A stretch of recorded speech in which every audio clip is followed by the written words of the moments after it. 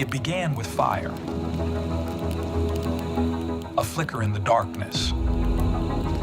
Yearning to explore what lies beyond, humanity gazed at the hills, at the skies, at life. From stone tools to star maps, from rivers to realms unknown, we moved, we wandered.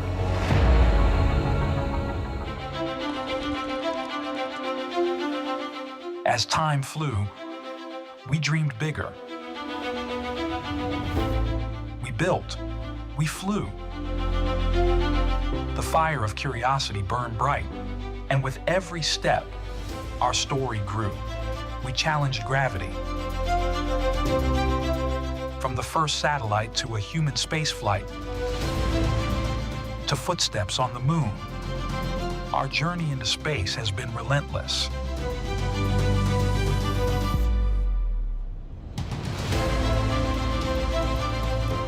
Now, the journey continues in India, a land that has never been bound by the earth beneath it.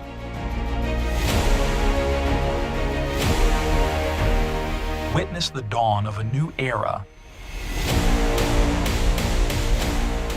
at the Global Space Exploration Conference 2025, GLEX 2025. The International Astronautical Federation, ISRO, and ASI welcome you to GLEX 2025, Yashobhoomi, New Delhi. For 3 days, the heart of India, New Delhi, will become the epicenter of global space dialogue. Nations collaborate to push the boundaries of exploration as one species, a gathering of minds, missions, and visionaries.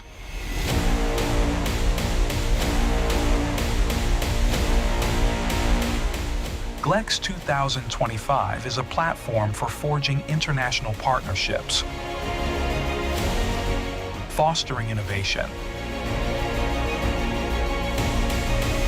and inspiring the next generation of explorers.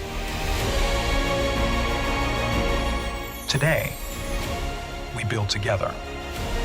We explore together. We look back on the path we walked and forward to the stars we've yet to reach. The world unites under one cosmic sky. GLEX 2025, the next great leap for mankind. So, ladies and gentlemen, we are all ready to take off. And the countdown begins.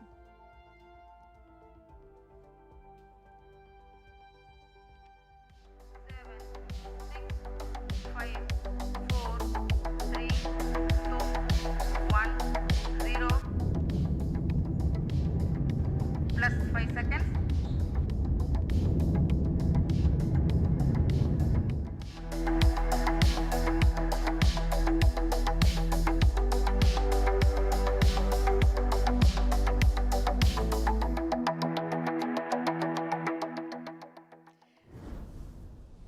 Welcome, ladies and gentlemen, in this exciting world of GLEX 2025. And it is only fitting that we begin the conference by invoking the blessings of the supreme energy, the cosmic intelligence that permeates the universe, eternal, boundless, and silently orchestrating the dance of creation. We begin, ladies and gentlemen, with an invocation that encapsulates the very essence of our collective aspirations. Maitriyam Bhajata. The timeless Sanskrit benediction, composed by the revered Jagadguru, Shri Chandrasekharendra Saraswati, the 68th Shankaracharya of the Kanchi Kamakoti Peetham. This hymn, ladies and gentlemen, was immortalized on the global stage by the Queen of the Carnatic music, Bharat Ratna Shrimati M.S. Subbulakshmi, when she rendered it on the occasion of the 50th anniversary of the United Nations Organization in 1966. Maitriyam Bhajata is a clarion call for universal friendship, compassion, and peace. So, ladies and gentlemen, just sit back and experience the energy. Maitriyam Bhajata.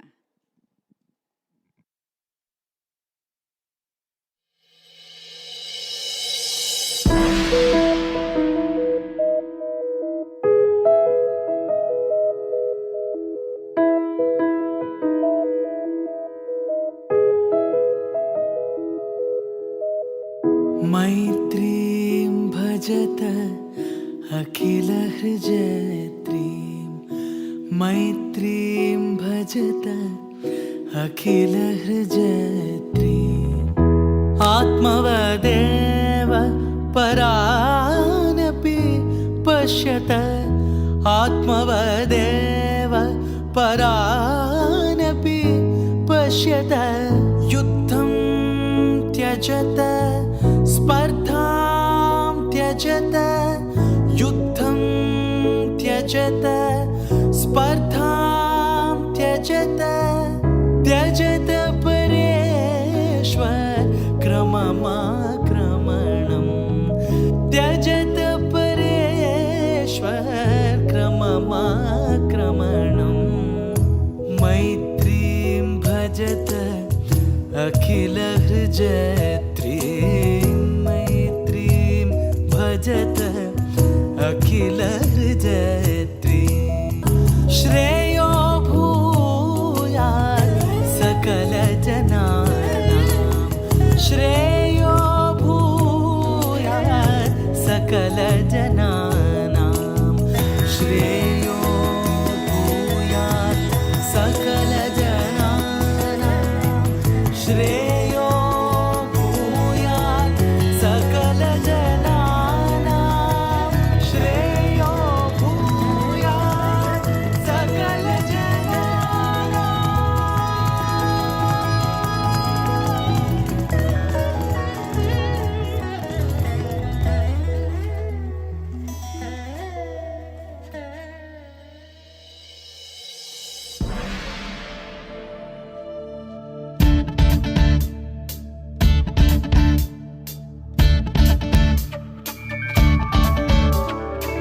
Tom tanana dhirena dhirena Tom tanana dhirena dhirena Tom tanana dhirena dhirena Tom tanana dhirena dhirena Udana dhim tadana dhim tana dhirena Udana dhim tadana dhim tana dhirena Dhim tano tano tano tadhirena Dhim tano tano tano tadhirena Tom tanana dhirena dhirena Tom tanana dhirena dhirena Tom tanana dhirena dhirena Tom tanana dhirena dhirena Udana dhim tadana dhim tana dhirena Udana dhim tadana dhim tana dhirena Dhim tano tano tano tadhirena Dhim tano tano tano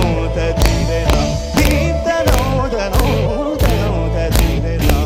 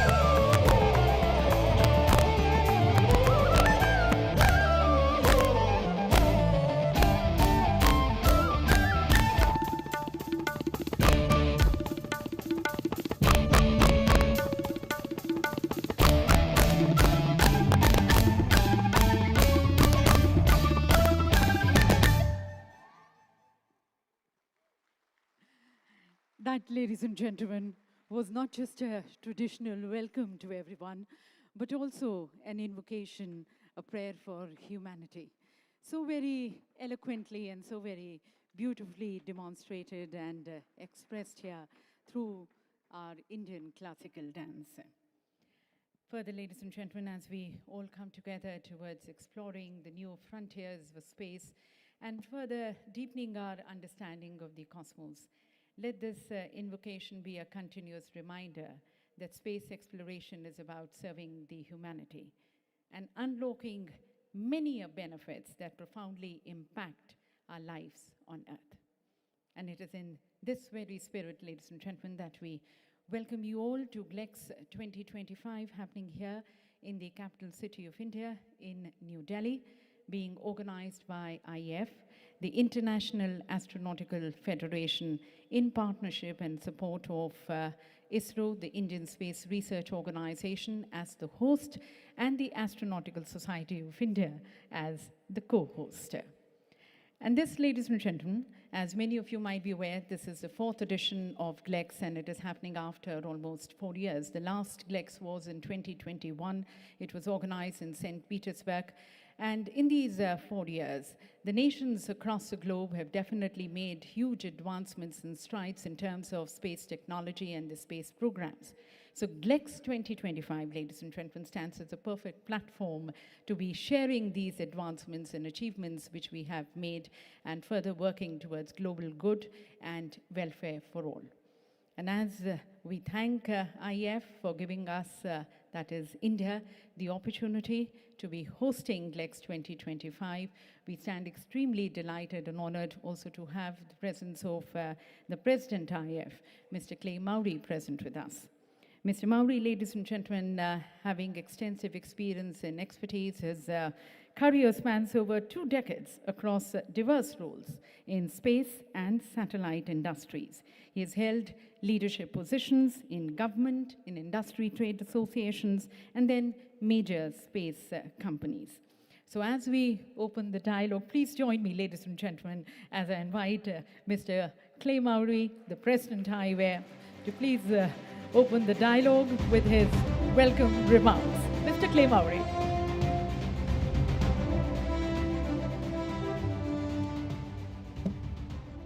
Thank you very much. Excellencies, ladies and gentlemen, esteemed guests, space agency leaders, and distinguished delegates. On behalf of the International Astronautical Federation, it is my pleasure as IAF President to welcome you to this IAF International Astronautical Federation Global Space Exploration Conference, GLEX 2025, here in the vibrant city of New Delhi, India. This conference marks a significant milestone in our ongoing journey of collaboration and innovation in space exploration. With the successful GLEXs that have been mentioned, in 2012 we held it in Washington, D.C., my hometown, in 2017 in Beijing, China, and then in 2021 in St. Petersburg, Russia. Today we gather not only to celebrate our achievements in the past, but also as we envision the future of exploration and humanity beyond our planet. I extend our heartfelt gratitude to the Indian Space Research Organization and our co-host, the Astronautical Society of India. Thank you for hosting us here in this beautiful, beautiful venue. I would also like to thank our valued sponsors, without which we would not be able to put on this beautiful event. Our platinum sponsors, the European Space Agency, thank you, Joseph, the Gujarat State Electronics Mission, the Department of Science and Technology, and the Government of Gujarat. Thank you very much to our platinum sponsors.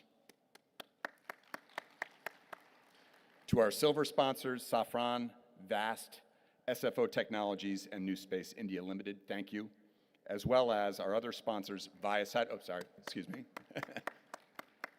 our other sponsors, Viasat, the Italian Space Agency, OSI, the Luxembourg Space Agency, the Japanese Space Exploration Agency, JAXA, Commedia Solutions, Gujarat and Boyce Manufacturing Company Limited. Thank you very much for your support in making this happen.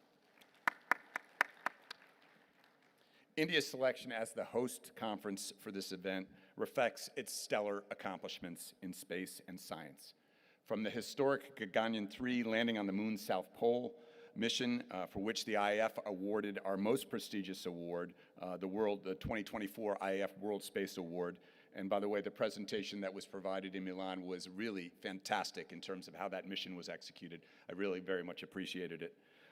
To the pioneering Mars orbiter mission, Mangalyaan, India has proven itself as to be a beacon of knowledge and innovation in the cosmos, and really congratulations on all your amazing achievements at ISRO. And it's with great anticipation that we look forward to the next Gaganyaan mission as you move forward in crewed human spaceflight. This is going to be another amazing project, and we really look forward to see India as a spacefaring nation with human and crewed capability to space. So look, the approach for India here is visionary, and you should be very proud as a country with all you've accomplished and what ISRO has done here. You inspire the world, really, to think about what this country can do in space with a budget that's maybe not so big as we have in the United States. It's really incredible, the accomplishments that you've had. Under the theme that we have today, Reaching New Worlds, a Space Exploration Renaissance, this year's conference brings together more than 1,000 delegates from 36 countries, and if I understand correctly, with students, we might top 1,700 delegates here at GLEX, which I think will be a new record for us, so congratulations. We're all united by a shared commitment to exploring the final frontier together. I encourage each of you to take the opportunity this week to dive in to the opportunities that GLEX presents, to share your research, to forge new connections with your peers, and to explore the groundbreaking developments on display here in New Delhi. Every conversation, every shared idea brings us one step closer to unlocking the mysteries of the universe. I leave you now with an inspiring video about the IAF and its mission. Thank you.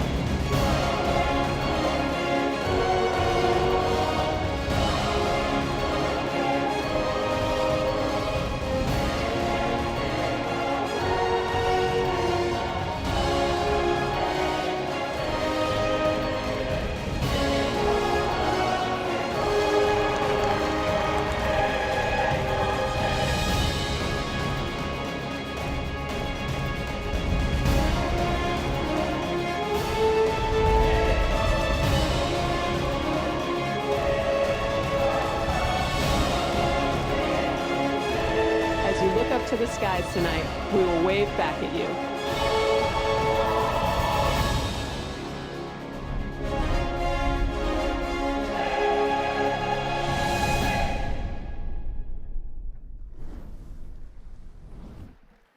So that, ladies and gentlemen, is IAF and GLEX connecting all space people. And thank you to Mr. Clay Mowry for your very encouraging and insightful welcome remarks. Now, ladies and gentlemen, India, as you all know today, is a major player in the global space arena. But then our journey through the cosmos started way back, almost some 1,000 years back, from Aryabhat calculating the Earth's rotation to Bhaskaracharya estimating the planetary motions with stunning precision. And further to it, there have been many geniuses who have walked this path with their discoveries. And it is this solid groundwork which has been extended by our ancestors that has added wings to our dreams, that is powering our rockets and fueling our satellites. So we bring you this tremendous and incredible saga of the Indian space program through 4 defining chapters. And we begin by saluting our ancestors, the pioneers of astronomy and scientific thought. So we present to you first, ladies and gentlemen, Chapter 1, The Ancient History of Indian Science and Astronomy. Since the dawn of civilization, India has gazed at the stars, not just with wonder, but with wisdom. From the pages of ancient scriptures to the launchpads of modern space missions, India's journey through science has been nothing short of extraordinary. Long before the world understood the language of numbers, Aryabhatta in the 5th century unveiled the concept of zero, a discovery that would forever change mathematics. He calculated the value of pi and proposed that the earth rotates on its axis. Varahamihira's brilliance illuminated the night sky, decoding planetary movements and predicting eclipses with astonishing precision. Bhaskaracharya, the 12th century mathematician, accurately calculated the time taken by Earth to orbit the Sun, nearly 500 years before Kepler's law. His treatise, Siddhanta Shiromani, explored algebra, calculus, and planetary sciences. Indian wisdom was never confined to one discipline. Their contributions nurtured a legacy when knowledge was a path to enlighten, not just power. Tipu Sultan, the Tiger of Mysore, revolutionized warfare with the Mysorean rockets, which are far ahead of their time. During the 20th century, a new wave of Indian scientists emerged.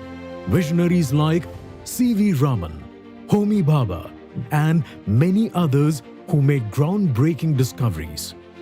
Their work laid the foundation for India's modern scientific renaissance, bridging ancient wisdom with contemporary innovation. Let us march forward from the shadows of ignorance to the brilliance of enlightenment, from our glorious past to the infinite possibilities of the future. Infinite possibilities of the future. Salute to all our ancestors for giving such a strong foundation which has made us think big, act big, and dream big. Moving forward, ladies and gentlemen, we move into the rising era of the Indian space program from 1962 to the very recent 2020. 1962, the establishment of INCOSPAR, the Indian National Committee for Space Research, which was later rechristened as ISRO in 1969. And from there started a spree of significant achievements and contributions in the space sector. Ladies and gentlemen, from experimental satellites to communication, Earth observation, and navigation satellites, India has arrived. So we now take you to this, once again, this tremendous journey of achievements, of many discoveries, 1962 to 2020. In the 1960s, amidst a newly independent nation, one man envisioned a future.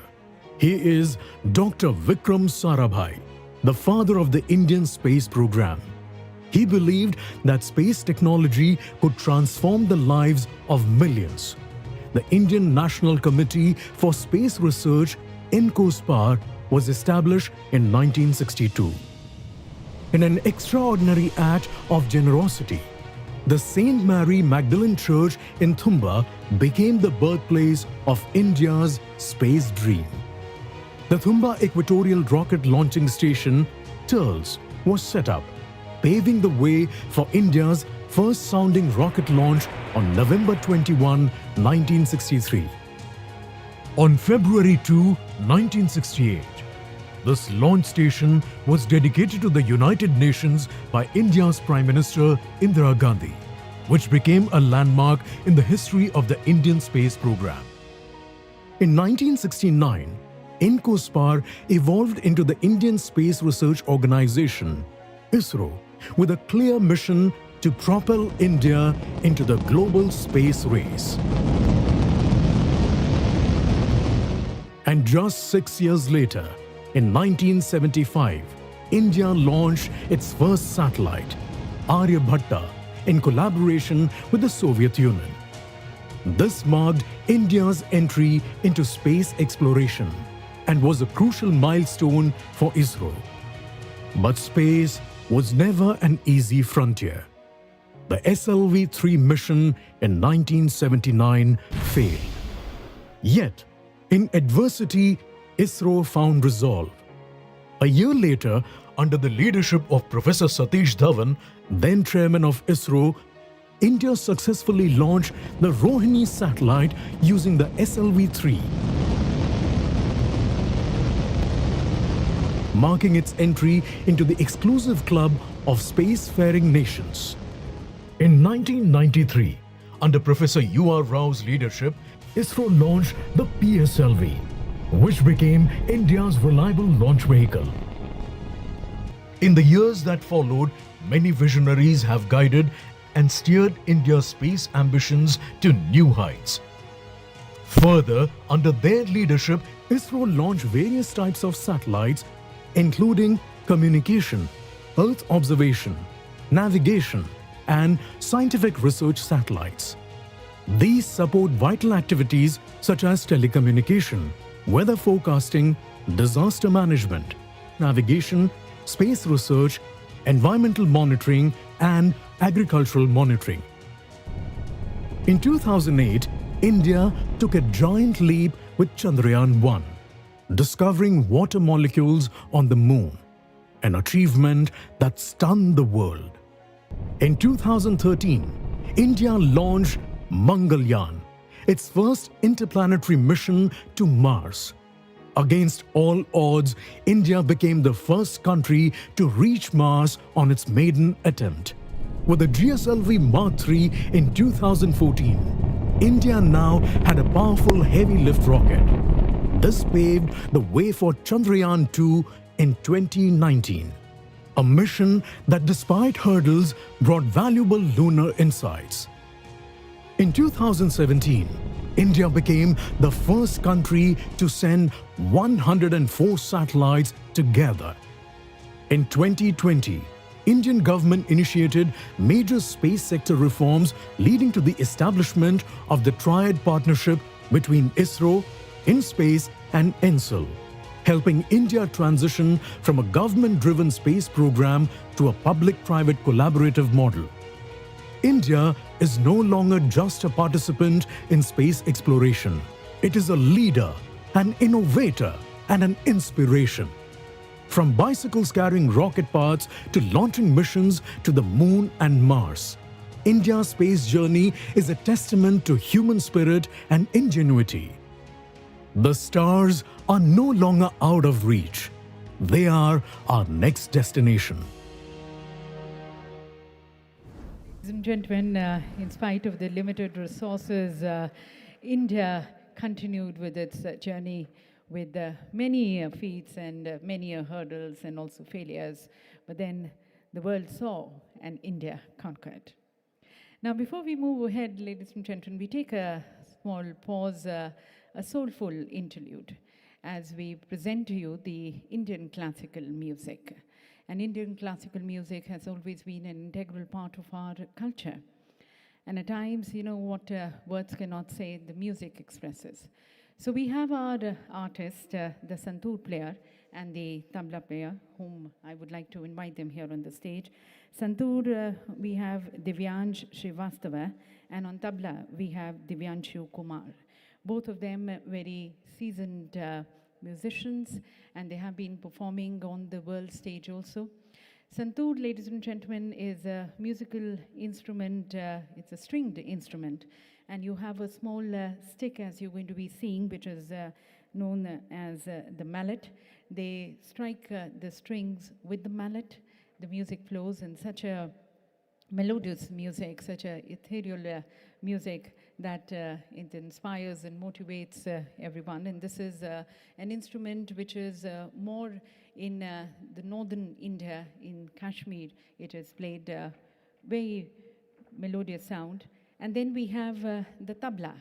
The tabla you can actually call as the hand drums. So this is played by placing your hand on the drums. This is an instrument which is part of our classical music, the Hindustani classical music, along with also in the folk music, also in the bhajans and the kirtans. Bhajans and the kirtans are basically the hymns for the supreme power, in the praise of the supreme power. So we have both our artists. So let's this spirit of space be further enlightened and filled and shine through music, the Indian classical music, with our artists here on the stage, Divyanshu Srivastava on santoor and Divyanshu Kumar on the tabla.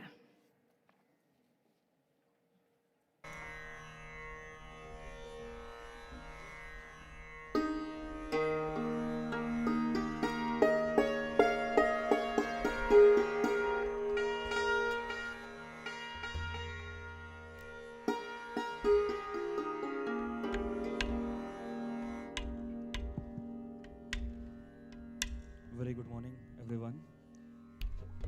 So, I welcome you all. Before I present my santoor recital, just a short brief about this instrument. Basically, this instrument is from Kashmir Valley, and it has 100 strings. And the very traditional name of this instrument is Shatatantri Veena. Shat means 100, Tantra means string, and Veena is an instrument. So before I present my recital, I would like to thank everyone. And my co-artist Divyanshu is here on tabla. You can just give a clap for him also. Thank you very much. And I hope you all will enjoy the Indian music. Thank you very much. Just give a little bit of sharpness in santoor, little bit of sharpness.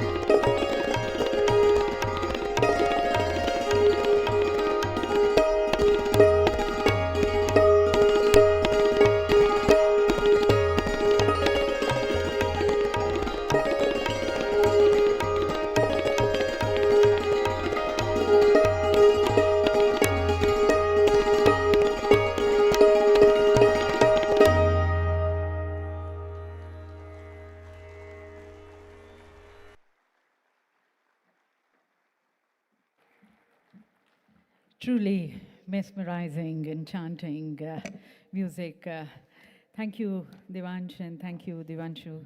Ladies and gentlemen, through the strings of the santoor and the beats of the tabla, we gave you a taste of our Indian classical music. And here we had Devanshu and Devansh taking us into this musical world. And we shall continue with the Indian saga, our journey of achievements and accomplishments in the Indian space sector. Ladies and gentlemen, we took you to the journey till 2020, starting with this new decade. And what a decade it has been, and how can we forget the 23rd of August 2023, 6:04 p.m. IST, when India actually made history. The Chandrayaan-3 mission, when India made the successful soft landing on the lunar South Pole, and becoming the first country in the world to be doing that, and the fourth country in the world with its soft landing on the moon. And then followed the Aditya mission, India's first solar observatory, and not to miss the SPADEX mission that demonstrated successful space docking, and then the POEM, the PSLV orbital experimental module for conducting experiments in microgravity. This, ladies and gentlemen, is just the beginning of many new beginnings. We bring you the chapter 3. The stars were never beyond our reach. They were simply waiting for us. LVM-3M4 Chandrayaan-3 mission. Launch is scheduled on 14/7/2023 at 14:35, 17 hours IST. And in 2023, the world witnessed a new chapter in India's cosmic conquest, a moment that defined an era.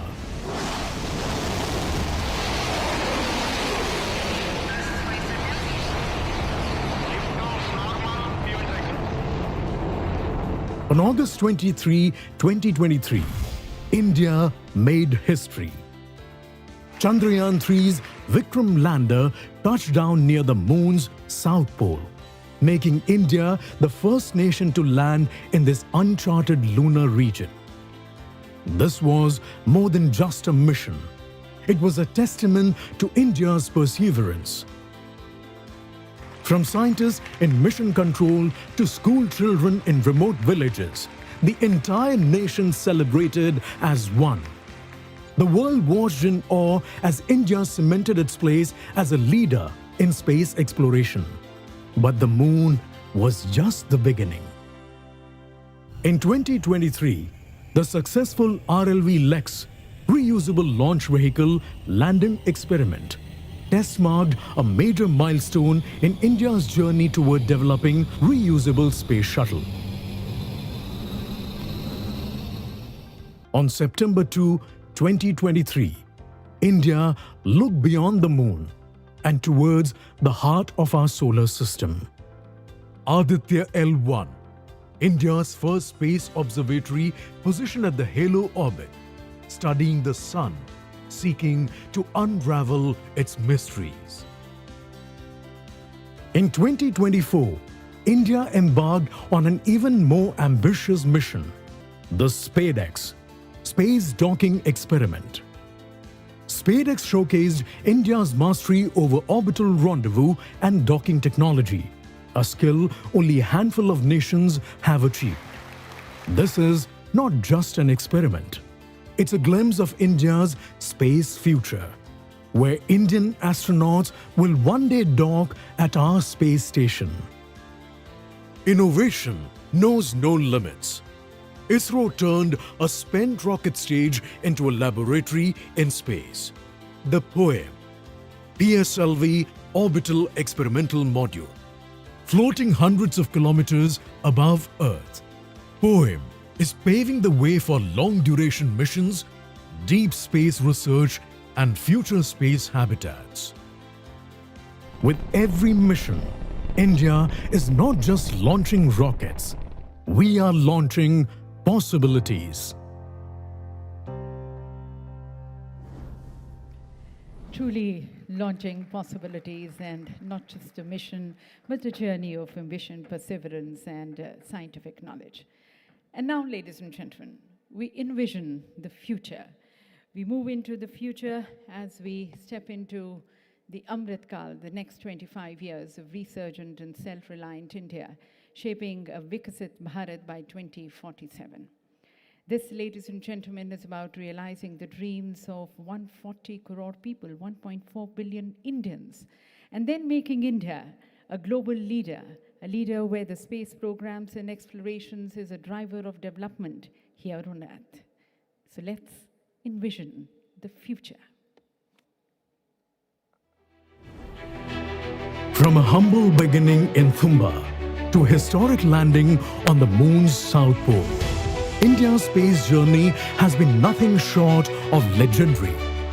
An era we call Amrit Kal, the age where India's cosmic ambitions will soar beyond the stars. A new dawn has arrived, a golden era of space exploration. As we march toward 2047, India's 100th year of independence, we unveil a vision where India leads the world in space exploration. Driven by cutting-edge AI that propels innovation and intelligent solutions for humanity's greatest challenges.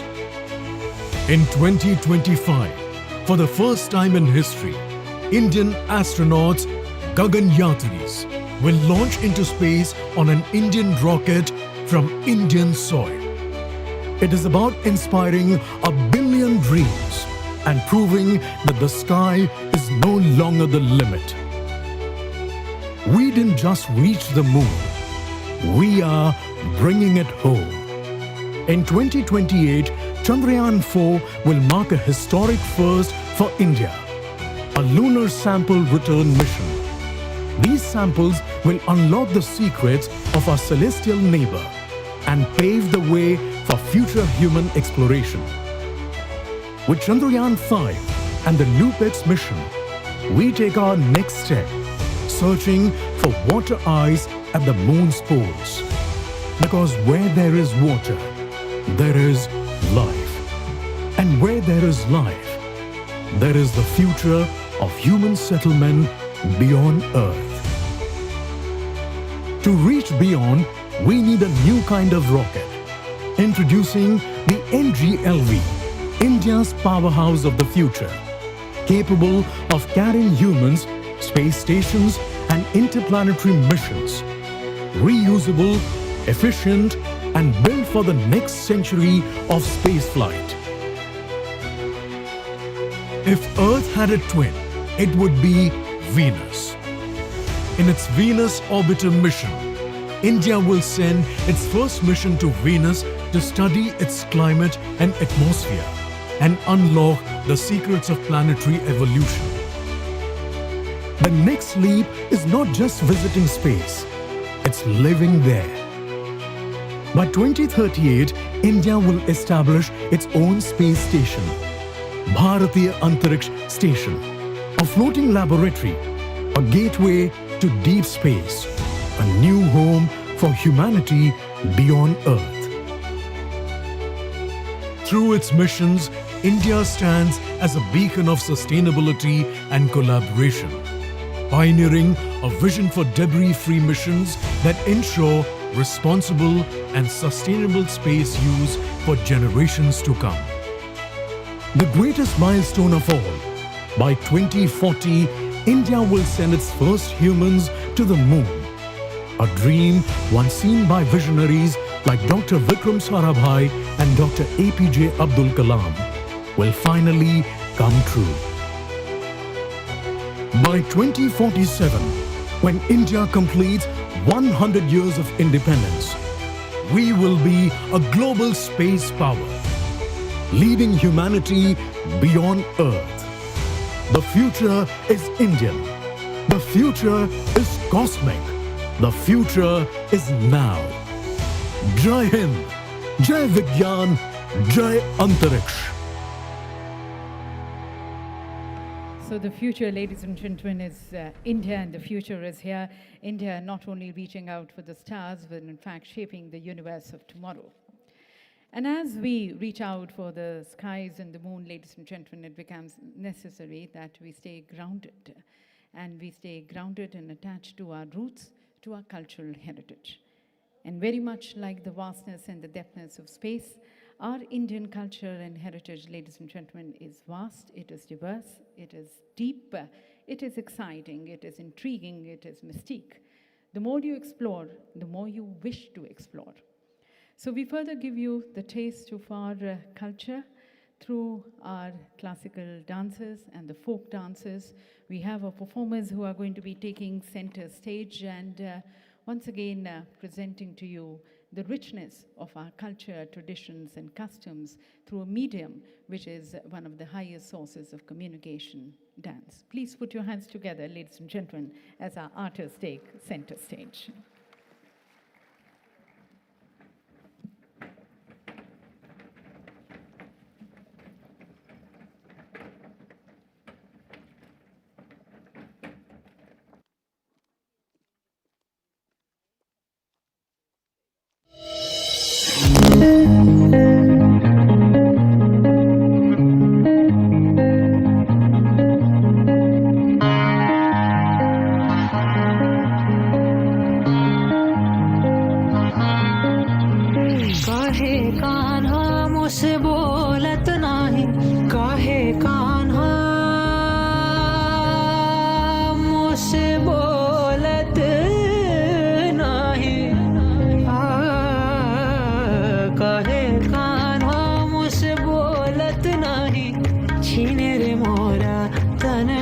सब कुछ छीन रे मोरा तन मन सब कुछ काहे को मोहे तरसावे काहे को मोहे तरसावे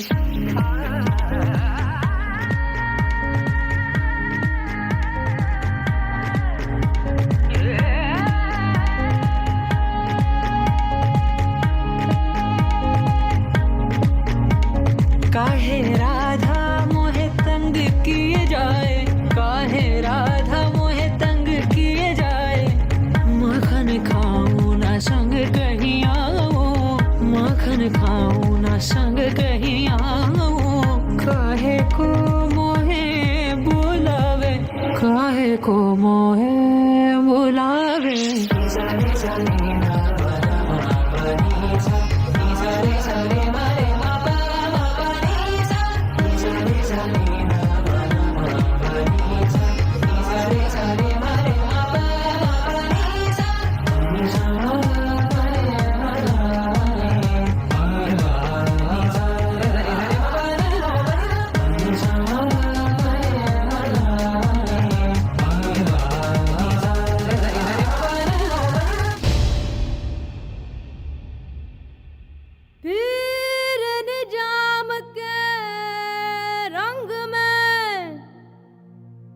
मैंने तन को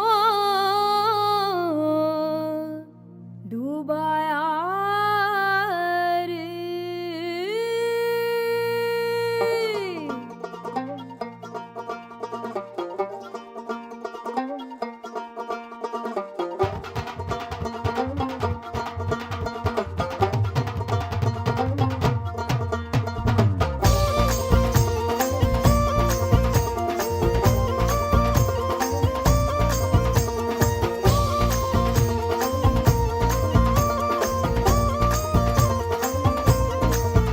तैयारी मोहे भेजो यारी तैयारी मोहे भेजो यारी शान जाम के रंग में शान जाम के रंग में शान जाम के रंग में तैयारी मोहे भेजो यारी तैयारी मोहे भेजो यारी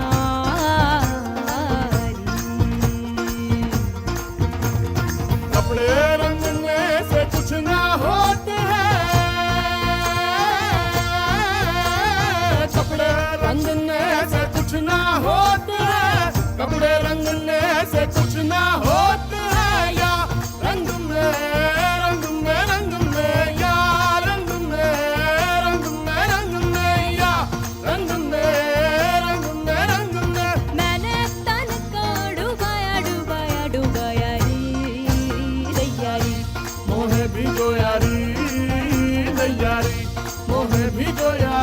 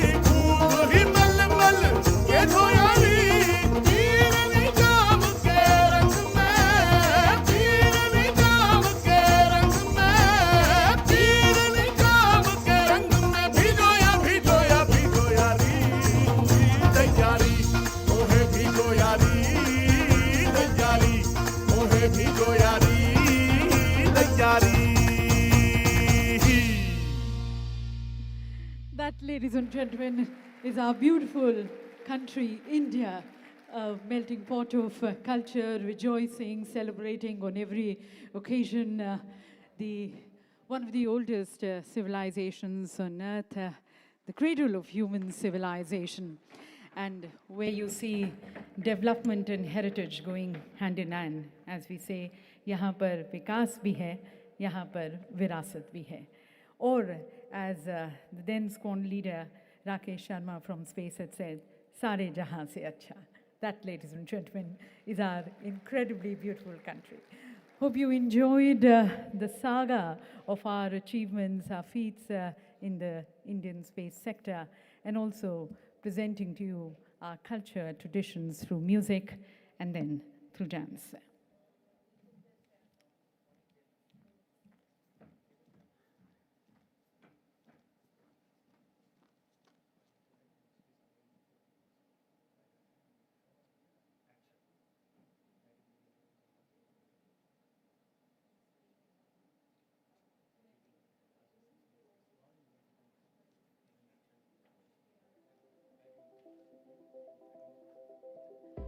So, ladies and gentlemen, we are just waiting for the Honorable Minister, our chief guest, who's going to be formally inaugurating the conference, our Honorable Minister of State for Science and Technology, and he's expected to be joining us shortly. But as we wait for the Honorable Minister to be joining us, we present to you another video and a very comprehensive account of many achievements and accomplishments in the space sector in these last 6 decades. If you can have the video, please.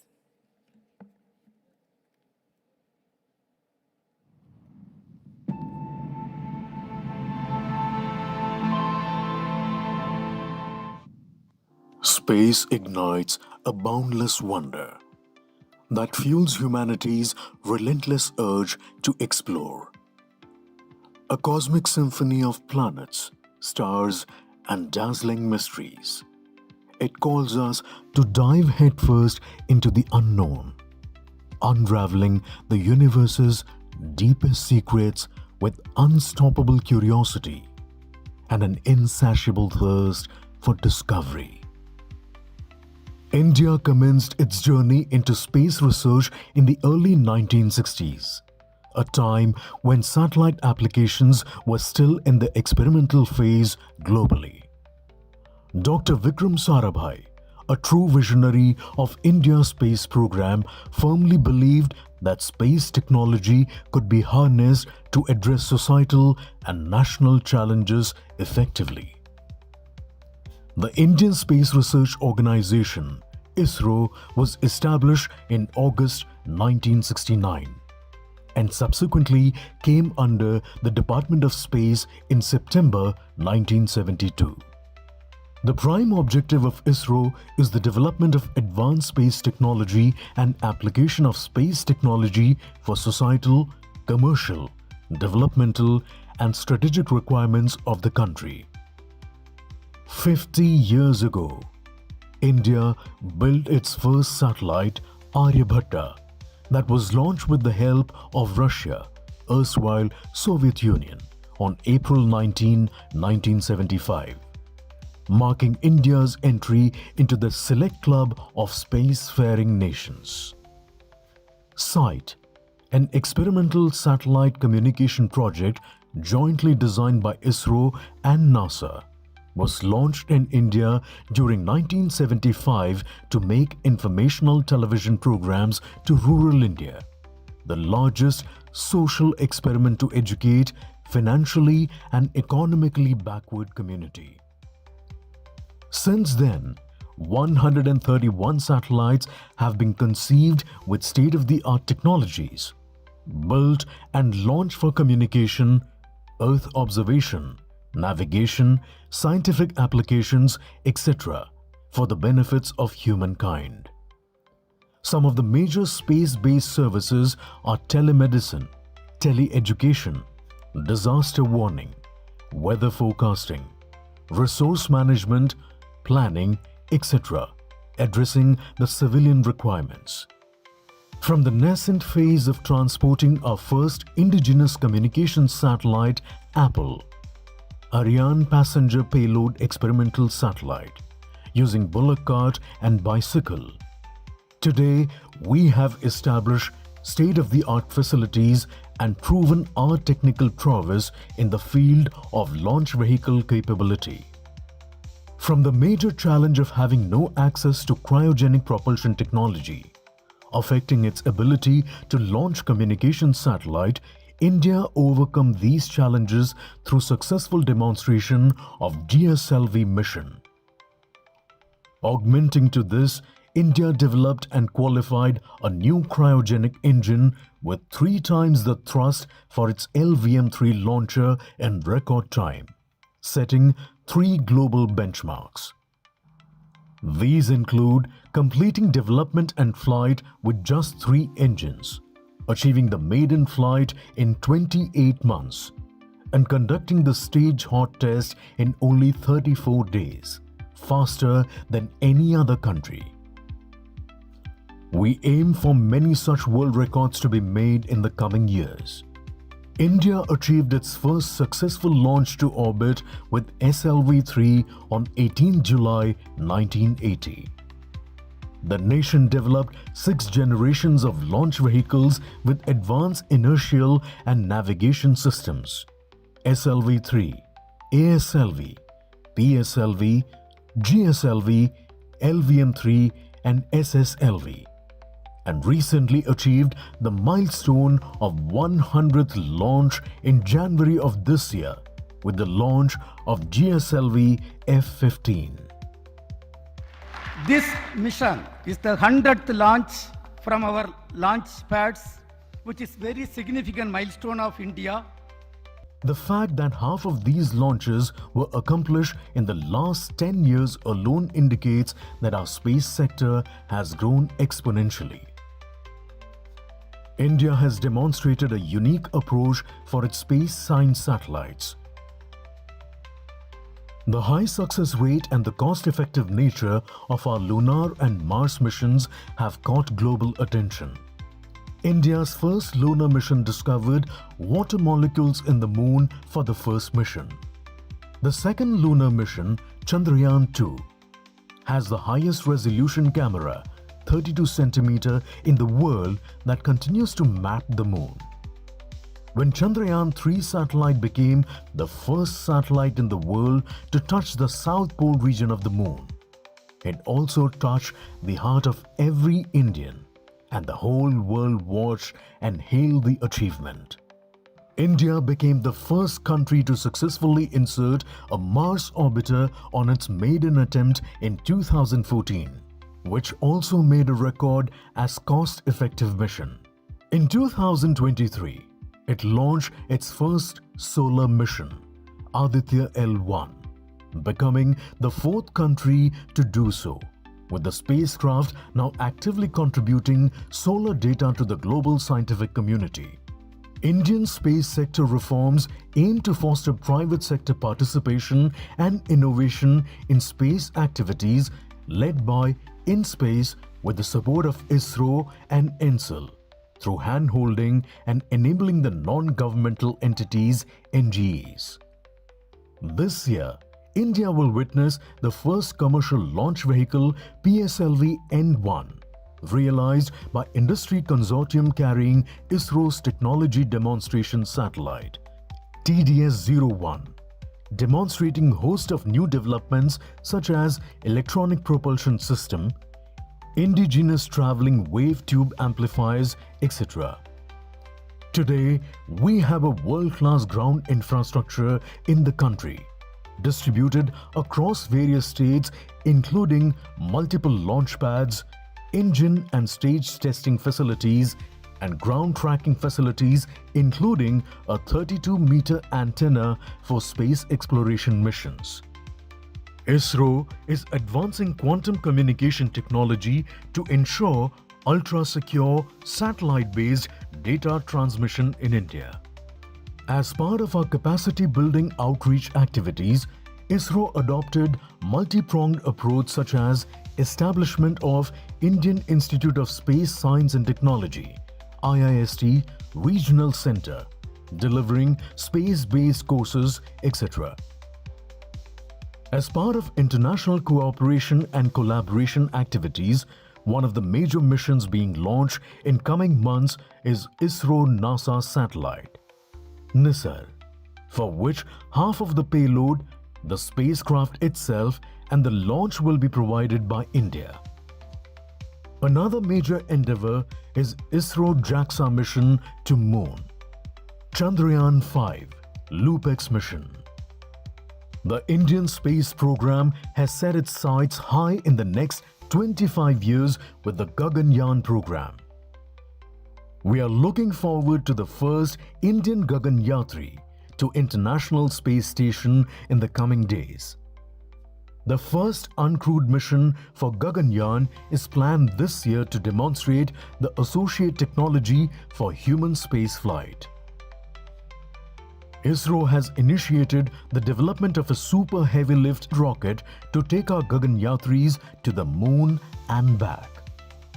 The various initiatives in the space sector and the goals identified under the Space Vision 2047 will elevate the Indian capability in launch vehicles, satellites and space applications on par with the leading spacefaring nations by the 2040-45 time frame and contribute to the vision of Viksit Bharat by 2047.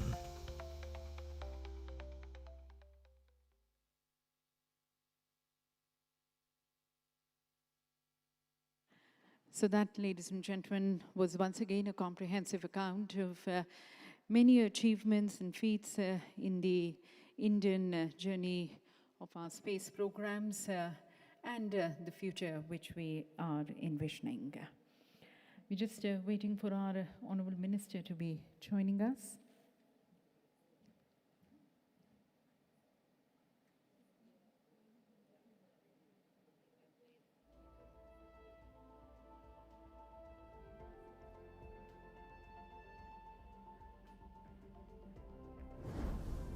But more importantly, it plays a crucial role in our lives through telecommunications and Earth observation, as well as satellite technology's use in daily applications such as weather forecasting, GPS navigation, and global communications systems.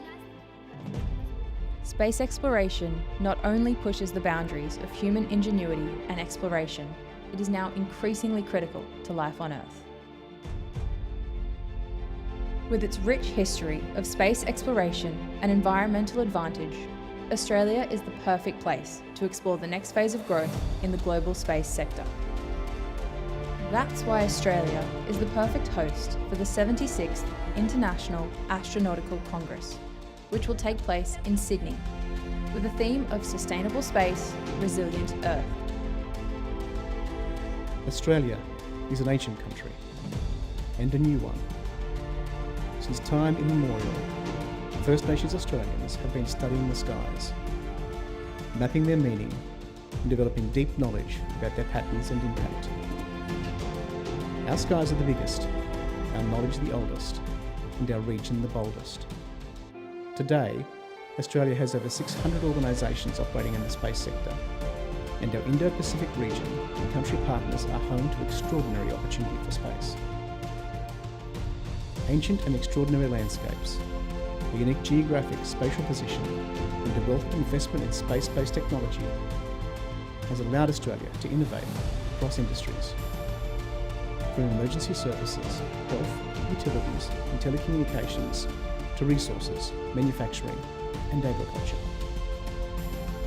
Join us from the 29th of September to the 3rd of October in Sydney, Australia. To learn more about these innovations, make meaningful connections, connect with the ancient and the new, and explore partnerships with others in the industry. Collaboration can make the impossible possible. See you at IAC Sydney 2025.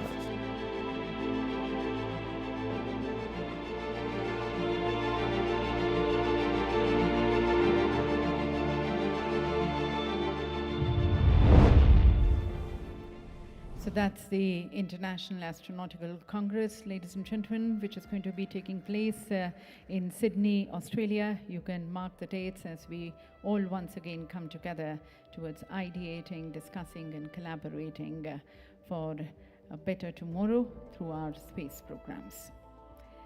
Shortly joining us is our Honourable Chief Guest, the Honourable Minister, Dr. Jitendra Singh Ji, and he's going to be formally inaugurating our conference. Post the inauguration, we have the addresses from our torchbearers, our leaders from the organizers side, the host and the co-host, and then our keynote speakers who are going to be delivering their address. This ceremony, ladies and gentlemen, it's going to be close to 45 minutes to 1 hour. And post that, we are then going to be beginning with our plenary sessions, the first plenary session happening in this very hall. May I request to people who are moving out to be kindly be back at your respective seats for any time now. The Honorable Minister is going to be joining us.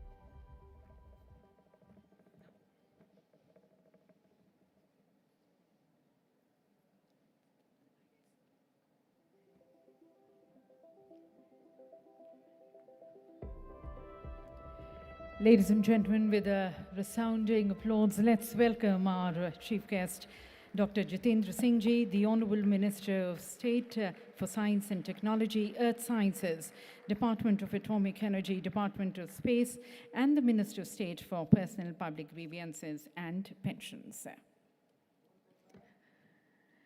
So once again, ladies and gentlemen, namaskar to all our very distinguished dignitaries, special invitees, honored guests, the who's who from the world of space, the leaders and the decision makers from the science and the human exploration community present with us.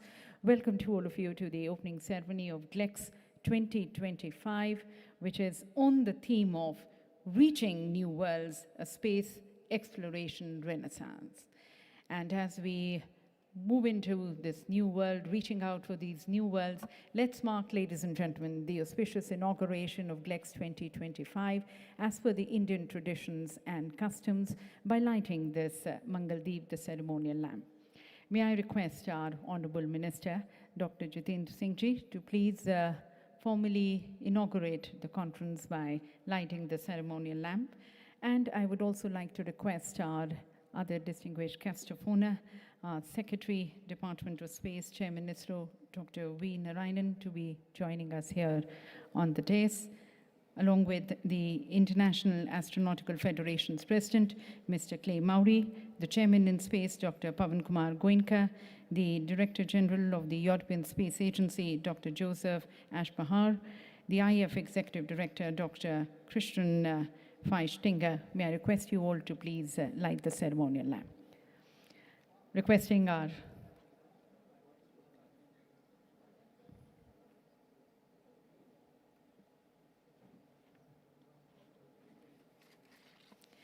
ladies and gentlemen, the lighting of the lamp as it marks the auspicious inauguration of GLEX 2025 in our Indian traditions, in our customs, in the strongest of belief, we mark the beginning of any work by seeking the blessings of the supreme power, the supreme energy.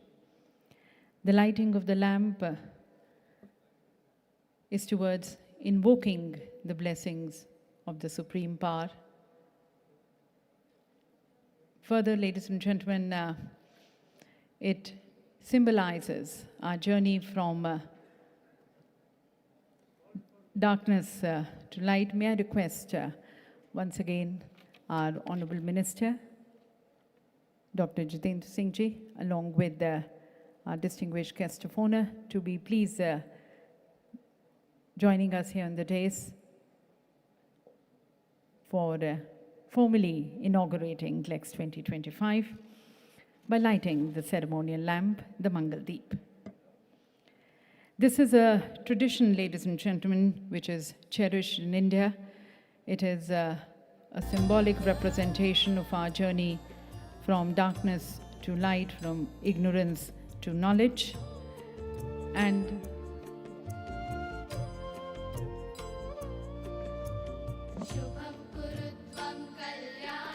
so we, ladies and gentlemen, here on the dais, all our leaders and our decision makers, having our Honorable Minister, Dr. Jitendra Singh Ji. Once again, can we have a huge round of applause, thanking our Honorable Minister for joining us and giving us time. Our Secretary, Department of Space, Chairman ISRO, Dr. V. Narayanan, the International Astronautical Federation's President, Mr. Clay Mowry, the Chairman in Space, Dr. Pavan Kumar Goenka, the Director General, European Space Agency, Dr. Joseph Ashmahar, and the IAF Executive Director, Dr. Christian Feistinger. And may I now request to formally GLEX 2025 being inaugurated by lighting the ceremonial lamp, requesting our Honorable Minister, along with all the distinguished dignitaries here on the dais, to please be joining in this auspicious ceremony.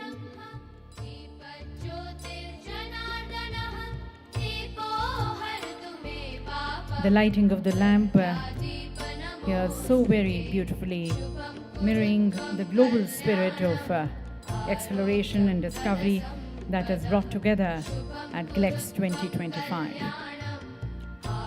And ladies and gentlemen, there is such a powerful connect between our spiritual knowledge and unraveling the mysteries of the universe. Our Vedas speak of time dilation, of cosmic order, of the interconnectedness of all existence. And today, as we stand at the intersection of spiritual knowledge and science, of tradition and discovery, it is once again a reminder, the lighting of the lamp is once again a reminder that the answers to the universe may not just be in the telescopes and the labs, but also in the echoes of ancient chants. What you hear, ladies and gentlemen, is a prayer to the supreme power, to the supreme energy, to take us from darkness to light, from ignorance to knowledge, so that we all can come together in the greater interest of mankind and humanity. And let our endeavors be such that we scale greater heights to be working for mankind.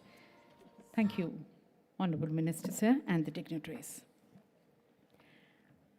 And now, ladies and gentlemen, let's hear from the personality under whose leadership ISRO is scaling greater heights. It continues to pioneer various advancements in space technology, including the development of the next generation launch vehicle and the groundwork for India's first human spaceflight mission, Gaganyaan. His vision, ladies and gentlemen, encompasses not only technological innovation, but also international collaboration, as evident by ISRO's lead role in the International Charter for Space. It's my honor and my privilege to be welcoming Dr. V. Narayanan, the Secretary, Department of Space, the Chairman ISRO, for delivering his welcome address.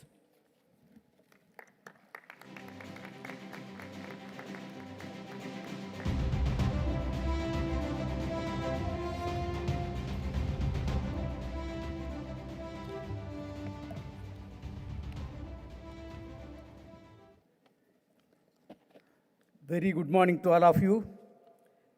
Namaste. It is a moment of immense pleasure and pride and honor for India to host the Global Space Exploration Conference, GLEX 2025, for the very first time in India. That too here in the historic and vibrant capital city of New Delhi.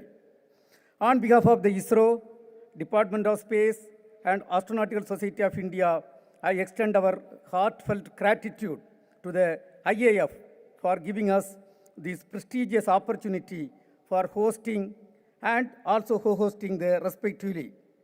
We are deeply honored to provide a platform for organizing this mega event with finest minds and leading institutions in space exploration. ISRO has emerged from its humble beginning to a leading spacefaring nation. We have set out an ambitious space exploration program which perfectly coincides with the theme of GLEX 2025. At the outset, on behalf of the entire organizing committee and the Department of Space, IAF and ASI, I would like to express my deepest appreciation to our Honorable Prime Minister Sri Narendra Modi ji, whose visionary leadership has propelled India's space journey in a new era. His continued support and a special message for GLEX 2025 are sources of immense inspiration for all of us. Thank you, sir, for your enduring encouragement and support. It is also my privilege to welcome our Honorable Minister of State, Dr. Jitendra Singh ji, whose dynamic leadership and guidance and continuous mentorship have been instrumental in shaping India's space policy landscape and fostering innovation and global cooperation. Sir, your very presence today signifies the national importance of this event, and we are grateful for your continued support. On behalf of all of us, let me formally welcome you for this mega event. It is also my privilege to welcome Mr. Joseph Aspecher, Director General, European Space Agency, Mr. Clay Mori, President of the International Astronautical Federation, distinguished delegates from IAF and heads of space agencies and dignitaries from around the world. Also, let me welcome the astronauts from various nations for this important conference. Sri A.S. Kiran Kumar, former Secretary, Department of Space, and the current member of Space Commission, is a leader for excellence and under whose leadership really India has contributed significantly in multiple places, including the demonstration of the GSLV with indigenous cryogenic stage for the first time in the country. Also, there were 3 achievements made in the cryo development, C-25 development. Full credit should go to Dr. A.S. Kiran Kumar for his faith on the team. We have with us Dr. B.N. Suresh, Dr. Chancellor, Indian Institute of Space Science and Technology, and Chairman, National Advisory Committee, GLEX 2025. Sir, your support and guidance has made this function a grand event today. Let me formally welcome you on behalf of all of us. We have with us Dr. Pavan Kumar Goenka, chairman in space. Really, when Honorable Prime Minister has rolled out the space sector reform, he is in the forefront along with us, carrying forward that mandate. And today, the country is having something around 300 plus startup systems. I think a lot of credit should go to Mr. Dr. Bhavan Kumar Goyengal. Let me welcome him on behalf of all of us. We have got a lot of senior functionaries with us. I think if I go one by one, I may miss some of the names. We have got Director IIT Kharagpur with us. We have got Dr. Srinivasan, Director, All India Institute of Medical Science. In fact, I am really happy to welcome him because yesterday night only we invited him and today he is here with us. That shows his enthusiasm and interest. Director General of Defense Space Agency, Lieutenant General Anil Kumar Bhatt, Director General of ISPA, Dr. Sudhakar, a retired professor but a teacher par excellence from IIT Mumbai, Dr. D.K. Singh, Director Human Spaceflight Center and the Chairman of the Local Organizing Committee for GLEX 2025. And also let me welcome all the members of the Local Organizing Committee and the Overviewing Committee. And let me welcome, we are having all the directors of ISRO centers and units and seniors from various organizations. And my dear colleagues, let me welcome each and every one of you on behalf of the Organizing Committee and on my own behalf. Our valued sponsors, really, without them, such a grand function cannot be held. Our sponsors, industry and academic leaders, members of media, fascinated students. We are going to have 500 students with us, and the future innovators who are going to shape the space tomorrow. Let me welcome each and every one of you for this function. GLEX 2025 is not merely an international conference. It is a celebration of human ambition, indigeneity, and collaboration in space exploration.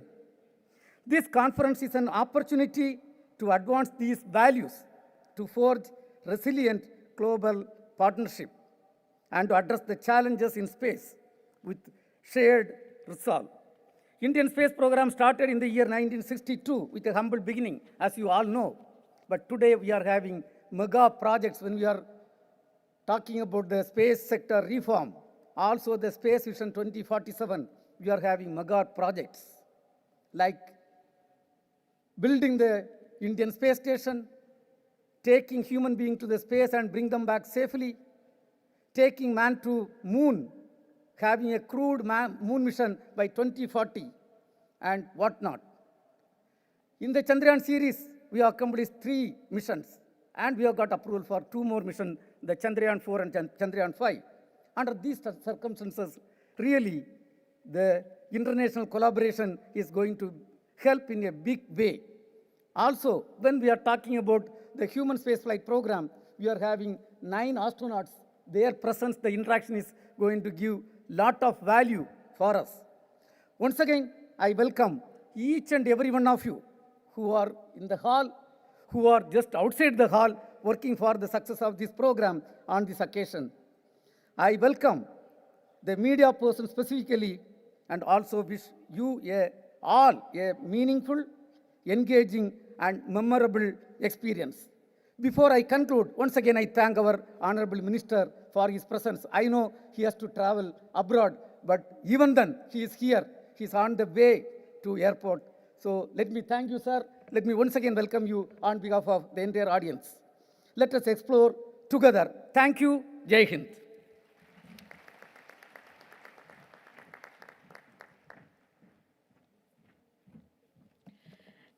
Thank you, sir, for your enthusiastic words of welcome for everyone and also further setting the tone and the context of our conference. And ladies and gentlemen, the future which India envisions for itself, which you saw in the video and also what the Honorable Chairman just right now mentioned, in that it is necessary to acknowledge and appreciate the transformative role of InSpace.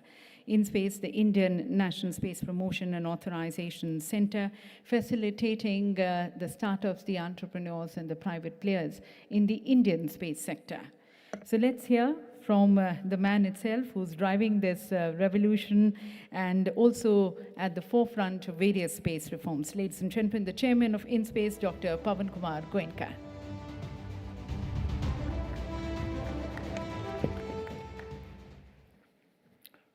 Honorable Minister Dr. Jitendra Singh, Chairman ISRO, and delegates to GLEX 2025.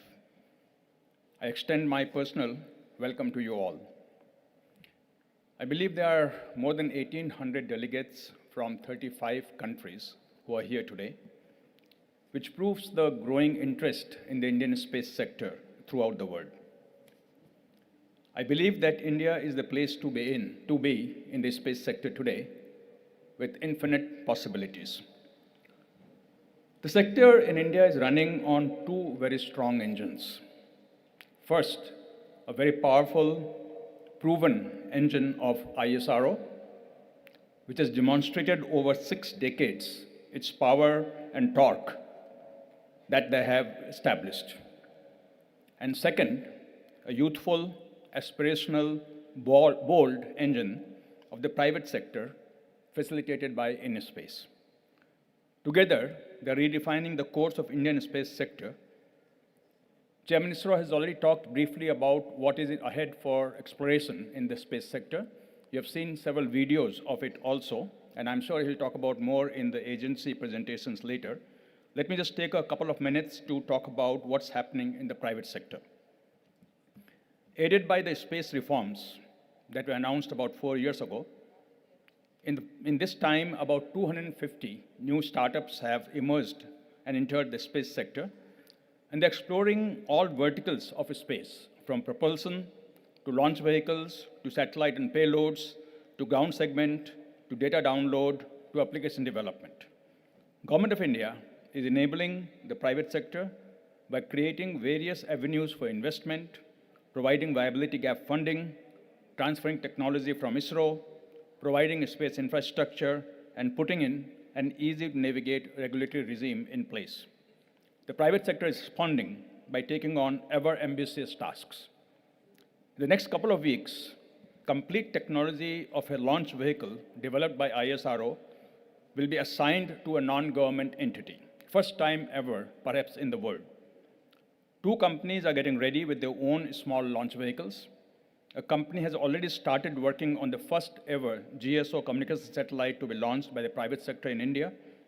Soon, a consortium of companies will be selected by InSpace to launch a constellation of 12 satellites for high-resolution data capture. Many new downstream use cases are being defined where private sector companies will be doing the application development along with ISRO and much, much, much more.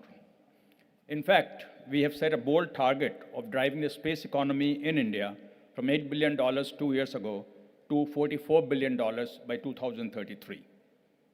I invite space agencies from around the world and companies from outside India to leverage these opportunities in multiple ways.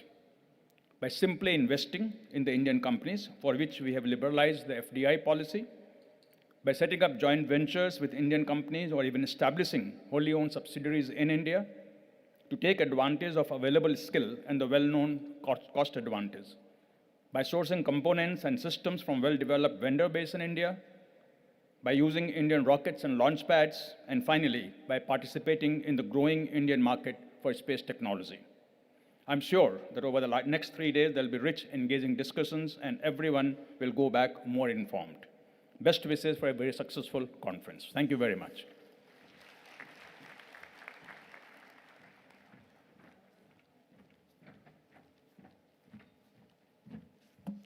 Thank you very much, sir. And now, ladies and gentlemen, moving beyond the Indian space, we now get a global perspective and the perspective from other countries across the globe.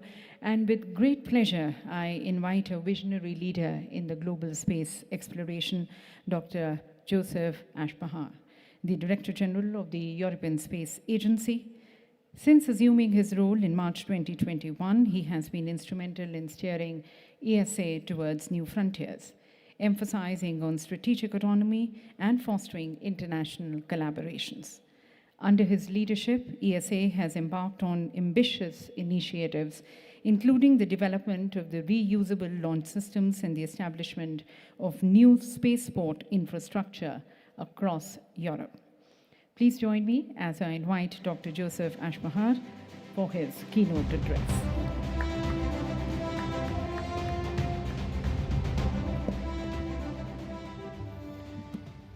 Namaste India, Namaste GLEX 2025. I'm very happy to be here. Thank you for the kind invitation and the opportunity to give a keynote speech on what we do in Europe, Europe being a partner among Europeans, but also a partner with the world, with many space agencies and many partners across this globe. And I'm very glad to give a short overview of what we do, what our priorities are, and who we are. Let me start, for those who do not know ESA so well, what we are and how we are organized. We have 23 member states, and when I speak on this podium here, I do speak on behalf of my member states, and I'm very happy to see some of them here in the audience from some of my key member states. Very glad to see you here, and thank you for joining us here as well, because the European Space Agency is only what our member states ask us to do, task us to do, and allow us to do, and this is extremely important. But we do this very successfully with a lot of energy and a lot of enthusiasm in launching successes for Europe and European citizens. We are having a budget of about 7.7 billion, a workforce of about 6,000 across different establishments in Europe, and we develop, implement, and launch different space missions and space activities. Let me go a little bit into details what we do this year. This year, these are some of the highlights. We have just been joined by one more member state, Slovenia, at the beginning of this year, so we are 23 now. We are having a lot of activities. Let me just show you, apart from some of the figures you see on this slide that deals with budget and the number of data, just to focus on the middle one, which says 1,500 contracts. We are a space agency that is organizing space programs funded by our member states, but we are implementing our activities through competitive projects and activities with industry. That means all the funding that we get from the member states, we are defining the programs, but then the work is implemented together with our industry. We are signing about 1,500 contracts this year. That is roughly one contract an hour. So you can see that we have a very good industrial policy, industrial process in place in order to do that. We are launching satellites, we operate satellites, we are disseminating data to the world. You see the figure on the bottom left, 350 terabytes of Earth observation data to the world for free of any place in the world. These are mostly Copernicus data, but also data from the Earth explorers. And I know that India is using them a lot in the commercial sense, for governmental purposes, for all kinds of applications across the board, from agriculture to forestry to ship routing to disaster management, but also security. And I'm very happy and very proud to say that this program, which we implement together with the European Union, is something that Europe delivers to the world as its contribution to various partners and space agencies. We will launch a number of new missions this year. We have launched 13 last year, and we will have probably a similar number this year. And I really have to say, and this is something that I say quite often when I introduce ESA, our job is to deliver. We deliver satellites, we deliver data, we deliver rockets, and we deliver success for Europe. And I'm very proud to say that we are having a very good track record. We do celebrate 50 years this year. We have a large celebration event in the mid of June. That means our agency has been established in 1975 based on precursor organizations, and a bit similar to what we have just heard about India. We have a very long history also of working together. Our history working together with India actually goes back many years, and we have been working for many decades very successfully, very nicely together. On the on the bottom right, you see transformation. This obviously is something where we have to transform ourselves constantly in order to make sure that we are up for the challenges of commercialization, of different geopolitical happenings as they go. Europe is also stepping up its ambition. We have very successful ministerial conferences over the last few years. You see them on this graph here. The last ones, they are happening typically every 3 years. And we have this year the next ministerial conference at the end of the year in November, hosted by our representative of the lead at ministerial level, which is Germany. So we have the ministerial conference in Bremen, and it is always a milestone because there we define, together with our member states, with our stakeholders, with the European Commission, what kind of activities we plan to put on the table for funding by the member states. And this is a milestone event. We are in the midst of this preparation. We just had a few days ago a very successful meeting with our member states, what we call the preparation of our ministerial conference.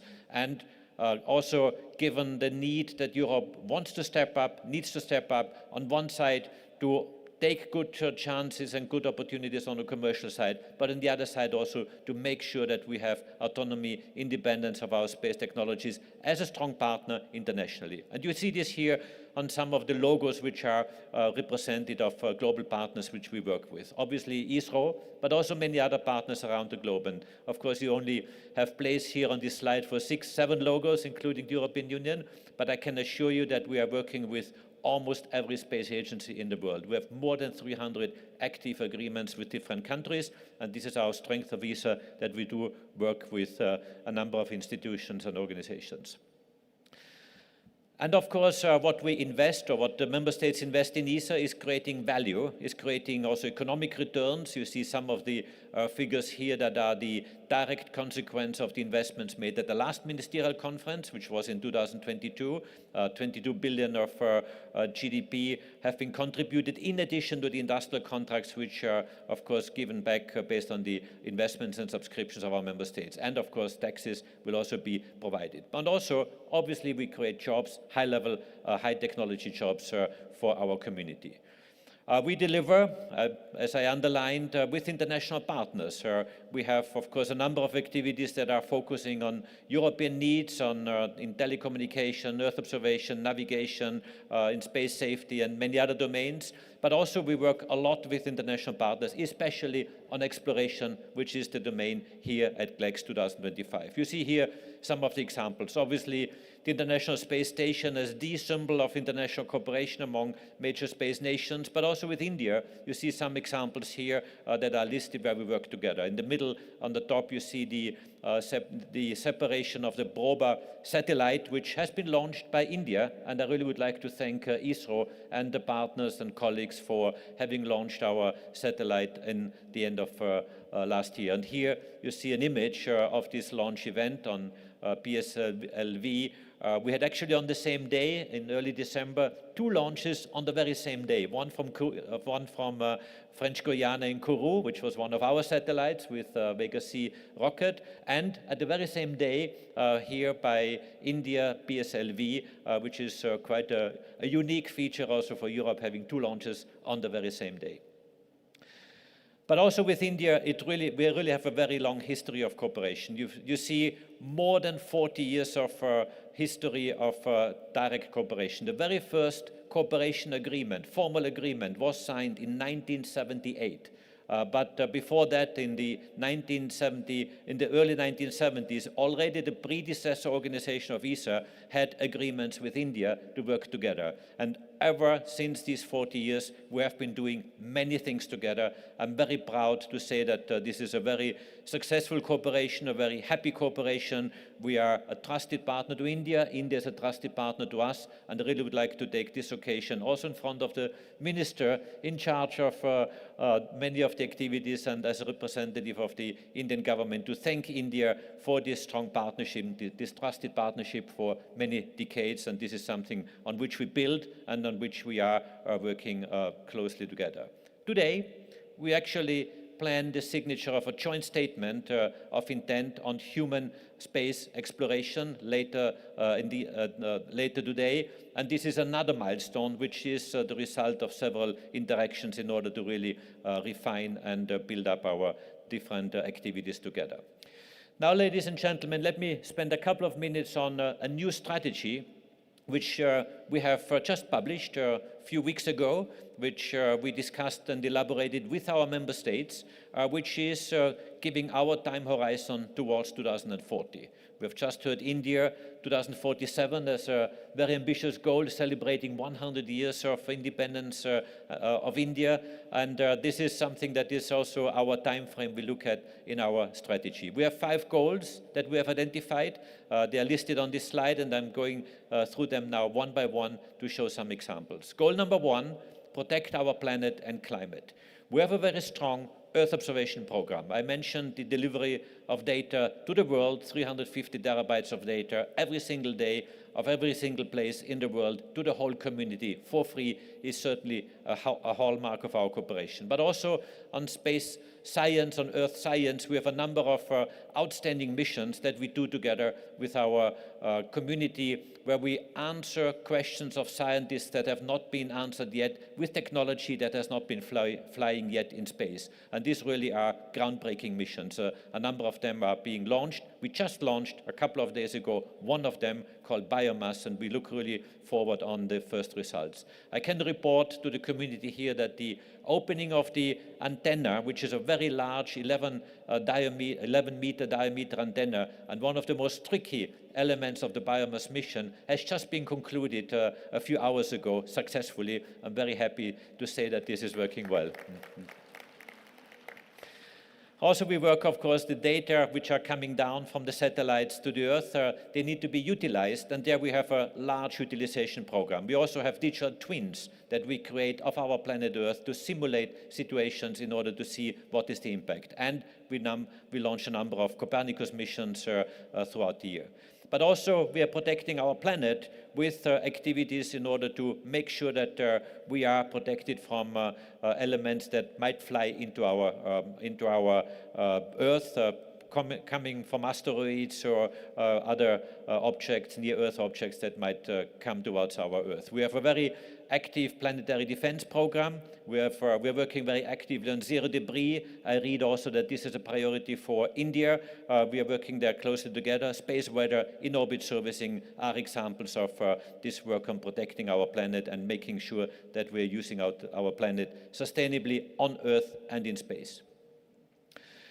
Exploration and discovery, this is goal number 2, and you see here a very busy slide. I'm not going to explain it all in detail, but I really would like to point out that we have a very active exploration strategy. We call it Explore 2040, which is part of the ESA 2040 strategy, where we do work with international partners. You see a number of flags here on this slide, which are focusing on activities on low Earth orbit, on the Moon, and on Mars. And here, again, the statement that we will be signing later today is one of these manifestations that we are having a very strong international cooperation with many international partners. And this really is everything from the space station exploitation, the future commercial space stations towards the Moon, towards Mars, and of course you can imagine that this is a very exciting undertaking. We're investing significantly in exploration. At the last ministerial conference in 2022, we had a 37% increase of the budget, and we plan again a very ambitious package to be able to be offered for our ministers for decisions and subscriptions at the end of this year, because this is something where the international community is really working tightly together. The next goal, strengthening European autonomy and resilience, is certainly something where we have a number of different components. On one side, of course, autonomy through access to space with our launchers.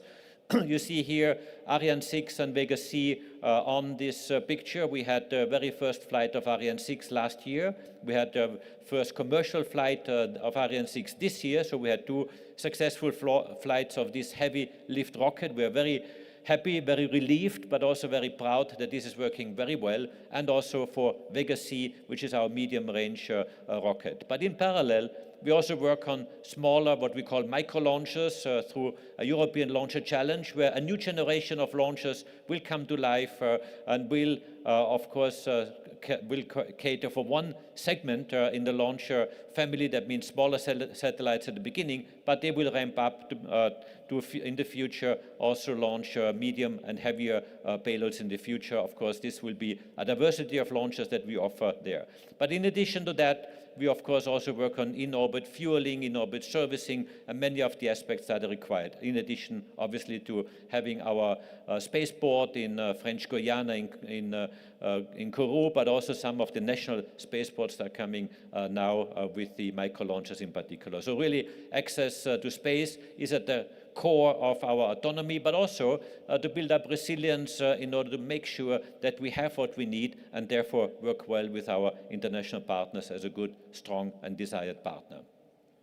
Goal number 4 focuses on competitiveness and on growth and the commercialization. I'm not going into details of this slide here, but just to show, first of all, that we are increasing investments from outside the government sectors, from the private sector into space. You see on the right-hand side some of these graphs and figures that show, for example, last year, 1.4 billion euros have been invested from venture capital companies or private investors in space, in addition, obviously, to the government investments. And this is really an example where we see huge success.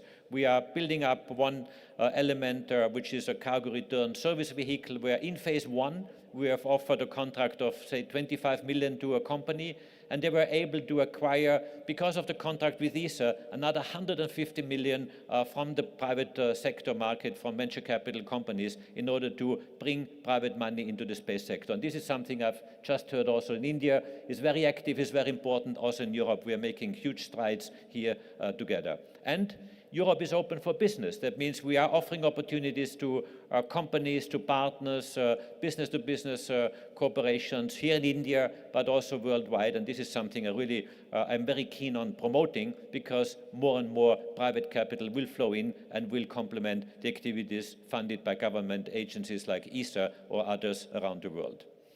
And last but not least, inspire Europe. This is the goal, of course, of the European ESA strategy, but also, I would like to say, inspire India. And I've seen this enthusiasm and these activities which are here.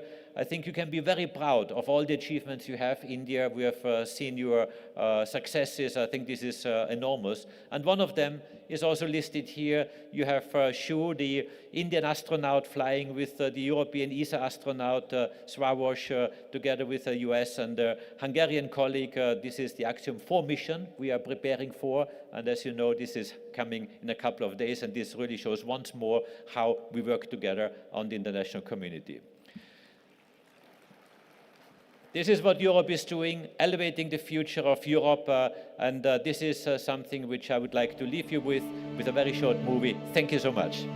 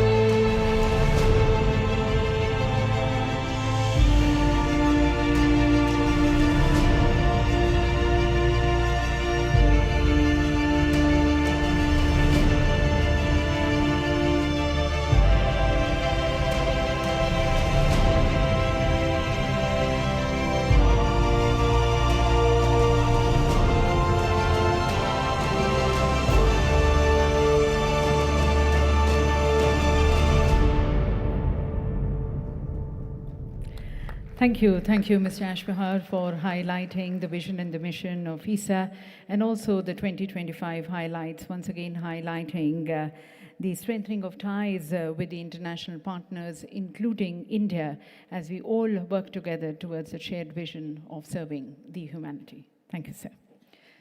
And ladies and gentlemen, what you saw earlier in the videos, the 4 chapters which we presented on the Indian saga of our space exploration, under the visionary leadership of our Honorable Prime Minister, our space program has definitely soared greater heights, fostering international cooperation and inspiring a whole new generation to be looking beyond the planet.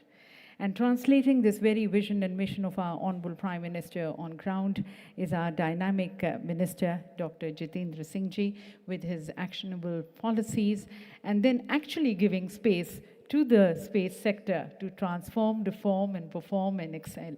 And that inspires us all. So as we seek to be led and guided by the Honorable Minister, I request the Honorable Minister, Dr. Jitendra Singh Ji, to kindly address the congregation.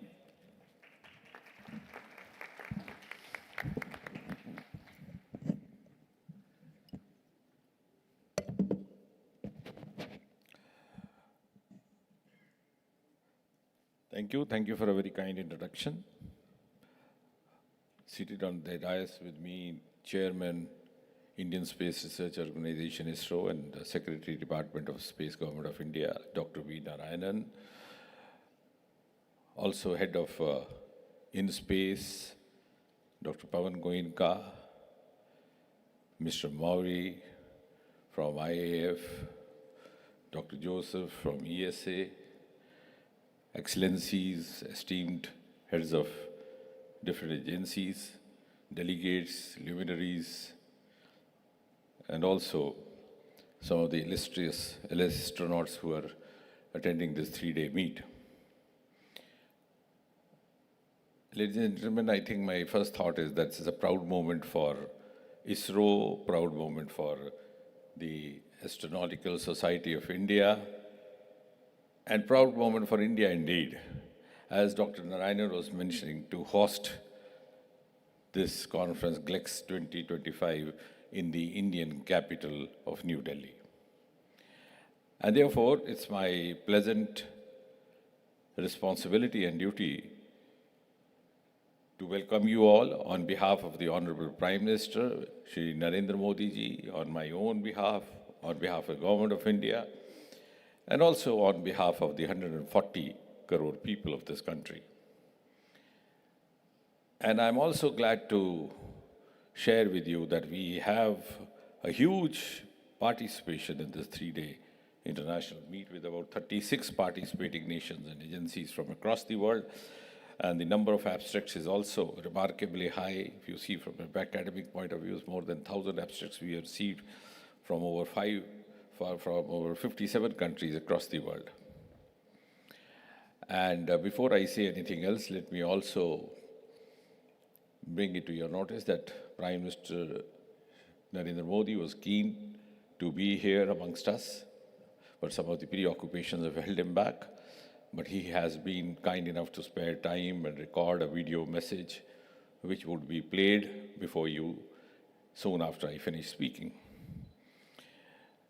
But more than that, this personal indulgence and preference given by the Prime Minister of India also reflects the highest priority that the head of state gives to the space sector, which has, in fact, over the last 1 decade or so, pushed India forward as one of the frontline nations of the world. And for India of 2025, sky is no longer the limit. And the result of this is visible before all of us. India today has about 290 MOUs with over 60 countries of the world, and these collaborations are at an equal level. There are as many as 443 satellites which have been launched from different countries, including the US and the European countries.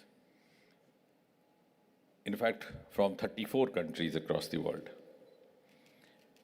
And when I say the indulgence and the personal prioritization given by the head of the state, the Prime Minister of India, I think it would be evident when I point out that out of these 433, as many as 398 foreign satellites were launched only in the last 1 decade, which is more than 90%.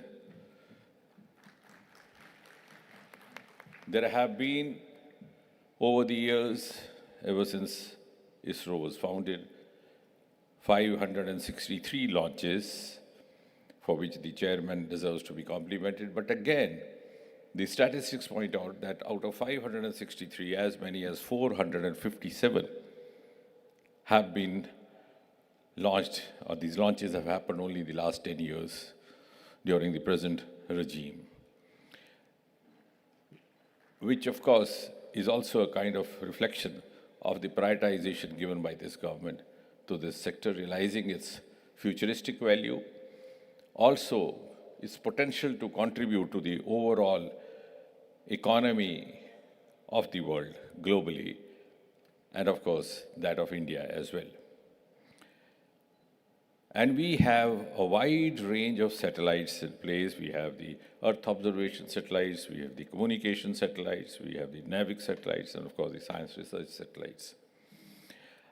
And this, I hardly need to reiterate, has been because of a huge, huge impetus at the political level, at the level of the policymakers, to the experts and the workers in the Department of Science, in the field of science. And today, of course, as all of us know, is an evidence-based era. And I think what I'm saying would be evident to you when I just request you to recall some of the firsts that have been recorded by India in the last few years. Chandrayaan-3, the first in the world to have landed on the south pole of moon. Even though our journey started late, the space journey of India started late, but we have caught up in a big way, and I believe also beautifully. Our Aditya L1 and the Langerhans, also among the first of its kind. Our Mars mission was successful in the very first attempt. And the discovery of the H2O, or the water molecules, on the surface of the moon, also the first. And our SpaceX docking and undocking, which the Chairman ISRO was referring in his address, is also among the first. And very recently, we registered the record of launching 104 satellites in a single go, in a single launch. Which, in other words, I have the confidence to say that India today is no longer only waiting for queues to happen, it also is in a position to offer queues to others, to its partners, to its collaborators. And this has been possible because this government, the Modi government, has done everything to provide an enabling milieu for the space missions, for the space programs, for the space projects, and also given or allowed the freedom to our space scientists to fly as high as they want or as high as they can. On the one hand, there has been a budget hike of more than 139% in the last 1 decade, and that's just the government budget. But more than that, that is not the only resource pool. It is this government which, just about 3-4 years back, took a very courageous decision of opening up to the private players. Also, to allow private collaboration domestically as well as internationally, and also allow foreign direct investment. And we have a very structured mechanism in place to facilitate such public-private collaborations. We have an interface called In Space, which does it very methodically, almost as scientifically as the space science works. And the face of that agency in space is sitting before you in the form of Pawan Goenka, whom you heard just now. And I'm sure this is a model which is worth emulating in other sectors by others as well, because it has emerged as a success story in itself, which again is evident from the fact that before this experiment was initiated, we had just one-digit startups.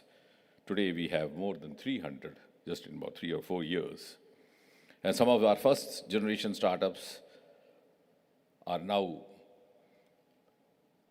entrepreneurs making good fortune for themselves and also doing the kind of work which is of, or which can be described as that of global potential. Our space economy, as of today, is somewhere around 8 to 9 billion US dollar. But the pace of growth is not only progressive, but it's also increasing.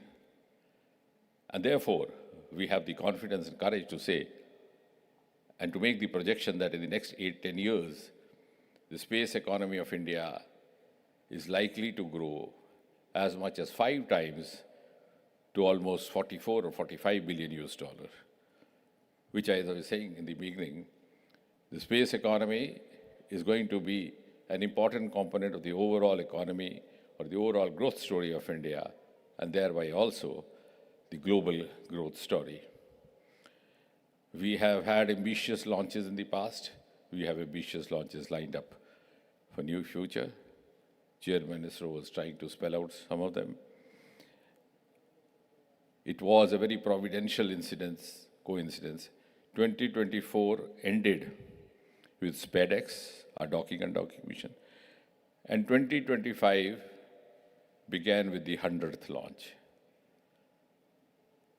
And therefore, I think the heavens also are blessing us for more and more success stories in this domain.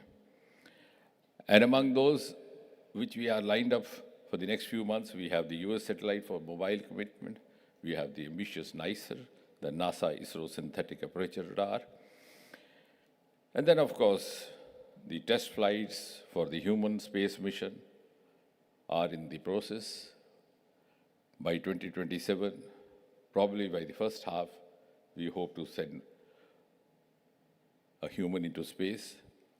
The mission has been very appropriately named Gaganyaan, as the chairman was mentioning. We have also been very cautious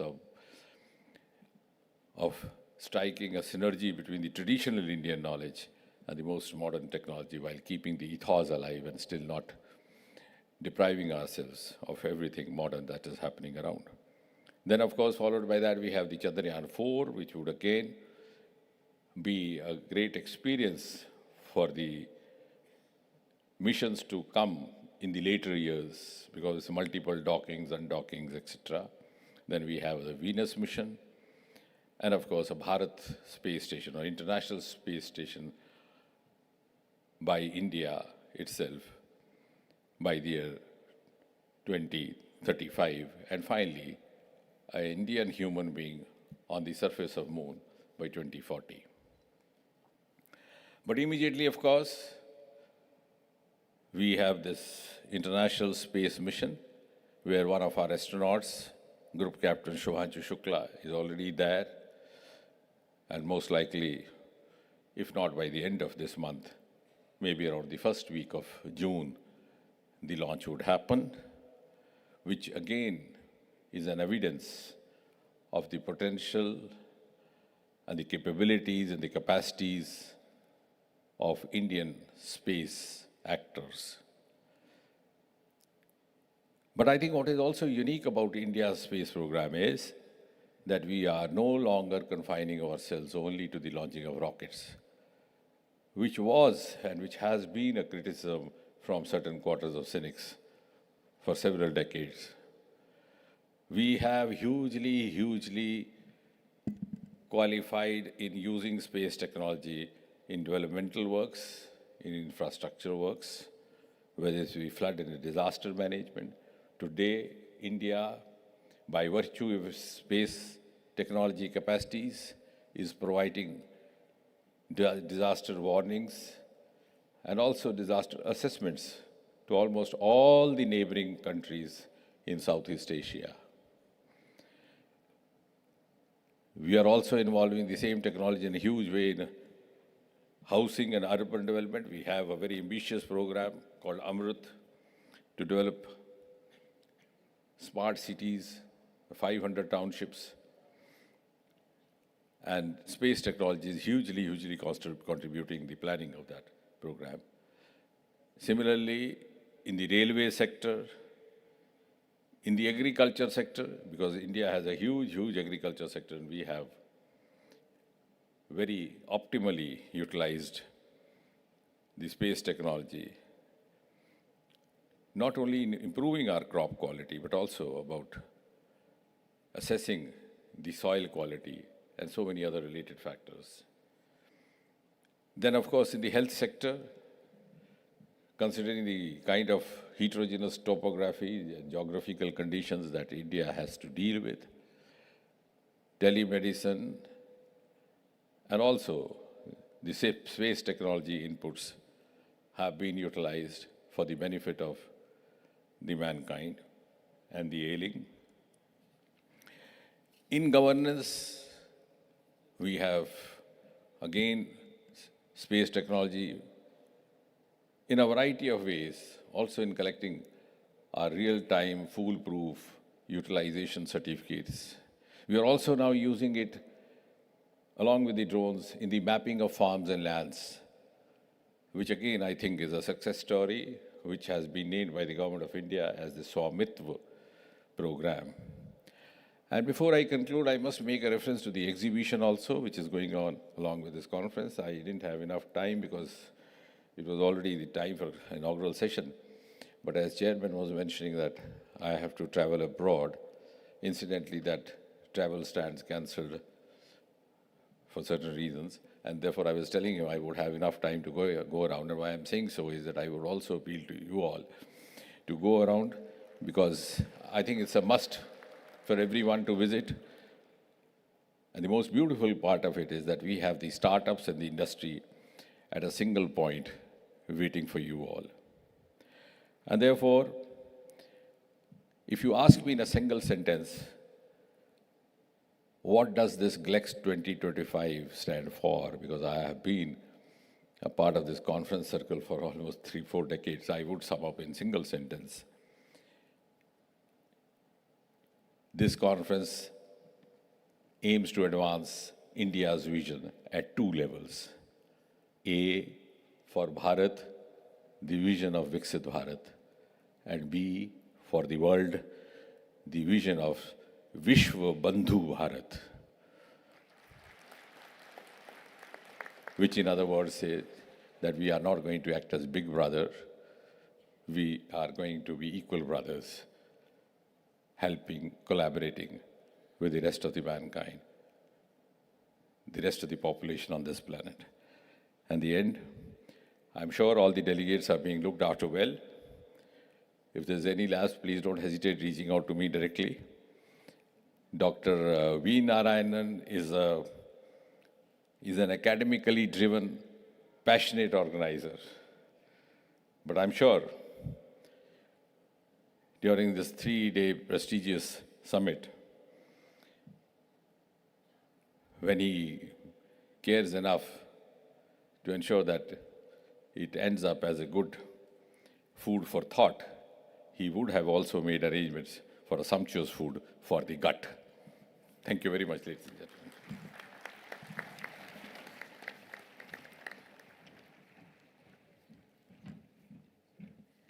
Thank you very much, Honorable Minister, sir, for your very inspiring address and highlighting the ambitious space programs of India, as India is not just reaching out for the skies and the moon, but becoming the guiding star for the world. As you said, the Vishwa Bandhu Bharat.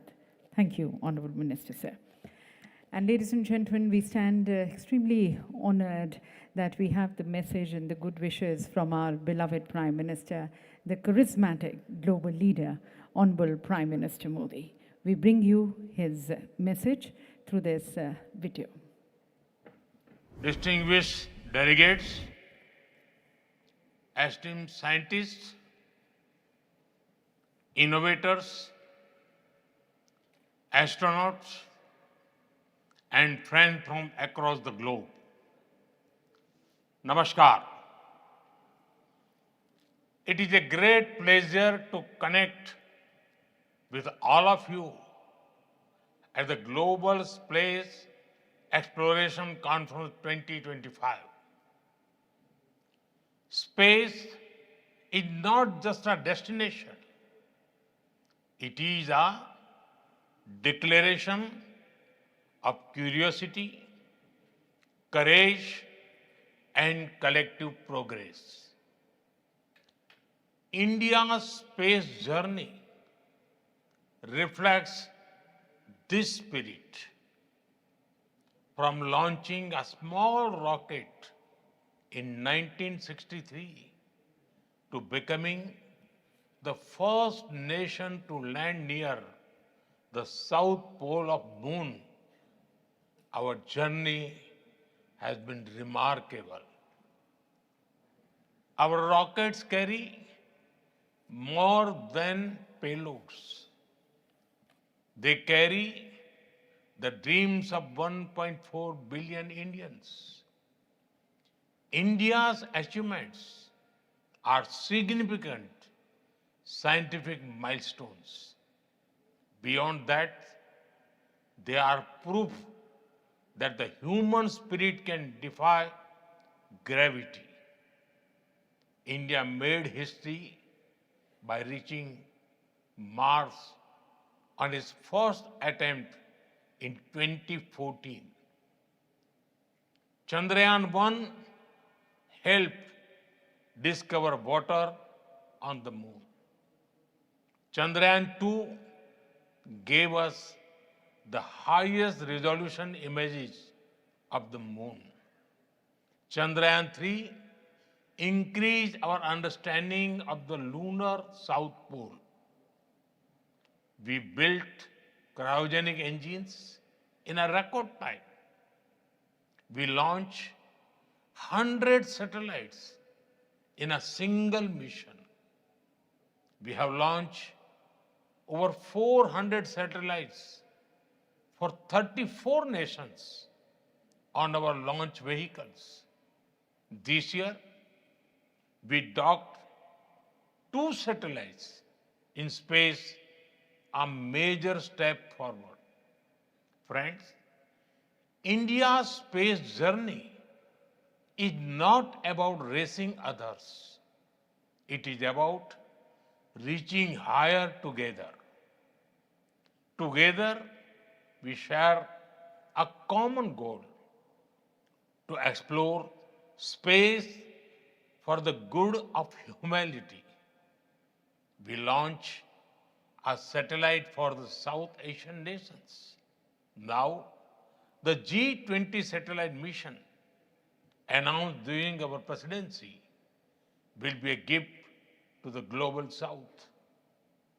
We continue to march ahead with renewed confidence, pushing the boundaries of scientific exploration. Our first human space flight mission, Gaganyaan, highlights our nation's rising aspirations.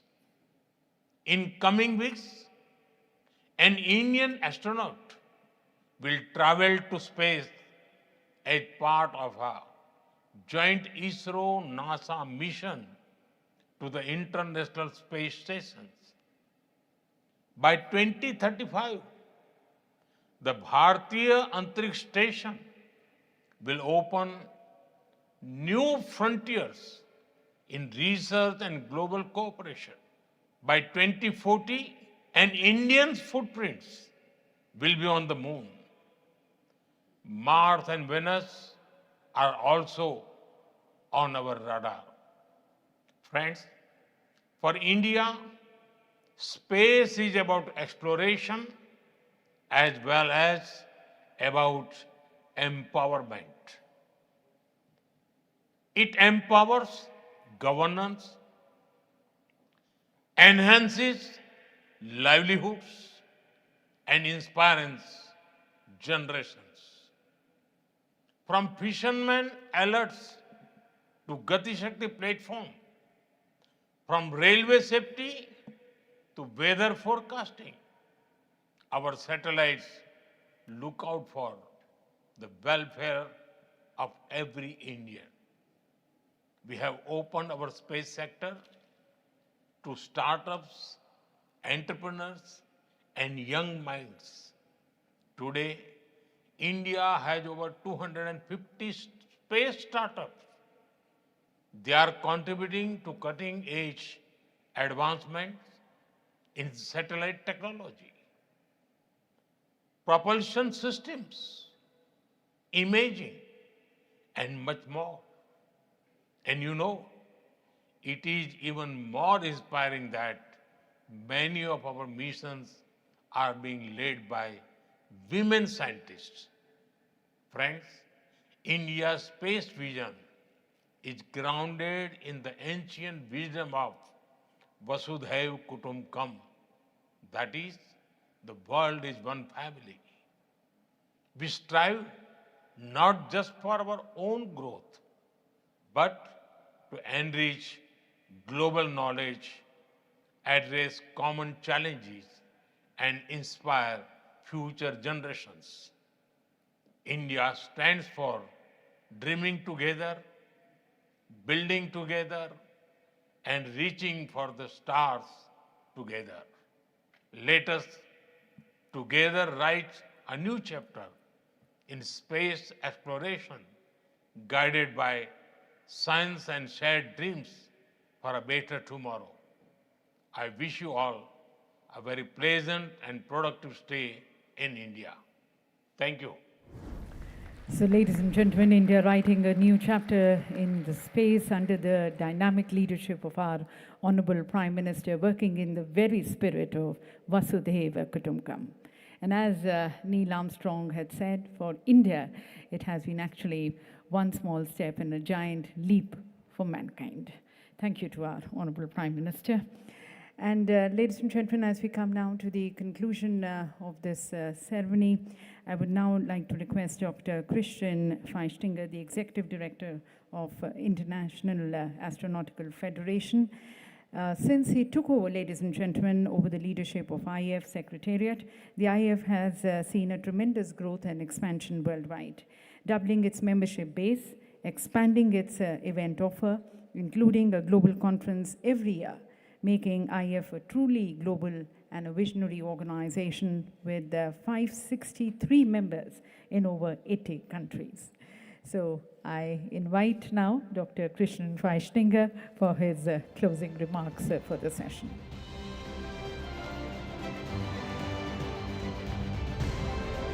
Thank you very much, Excellencies, ladies and gentlemen, distinguished guests, esteemed delegates. As we draw this momentous inauguration ceremony to an end, I want to extend my heartfelt gratitude to our esteemed guest, His Excellency, the Minister of State for Space, His Excellency Shri Jitendra Singh, for his sharing such an inspiring speech about the plans and the situation and the status of space here in India. Let me also thank our distinguished speakers at this opening ceremony. First and foremost, Secretary of the Department of Space and Chairman of ISRO, Dr. V. Narayanan. Thank you very much. In-Space Chairman, Dr. Pawan Kumar Goenka, and of course, Dr. Josef Aschbacher, the Director General of the European Space Agency. Also hearing, of course, the inspiring words of His Excellency Prime Minister Shri Narendra Modi clearly demonstrates that India gives space exploration the highest priority in its agenda. Indeed, there is a lot to discuss about space exploration. And I'm very thankful specifically to our IPC co-chairs, Professor Pascal Ehrenfreund and Dr. Victor Joseph, and of course the entire International Program Committee, who have spent countless hours to put together and craft such a comprehensive program for the next 3 days. And of course, all of this would not have been possible without the tireless work of the local organizing committee here, led by Dr. Dinesh Kumar Singh, by Dr. Anil Kumar, and let me also recognize, of course, Mr. Jerry Calvin, who was so instrumental in making all this happen here. A big thanks goes also, of course, to Dr. Vinod Kumar, Secretary of our GLEX co-host, ASI. Now, the entire world is witnessing a global space exploration renaissance, which is actually the title also of this conference, and India is certainly at the forefront of these developments. And GLEX here in New Delhi could not have come at a better fit time and place, and I'm certain that the next 3 days will be full of exciting discussions, and they will also contribute significantly to the global space exploration efforts. And therefore, let's reach the next frontier together. Please enjoy this conference. Thank you.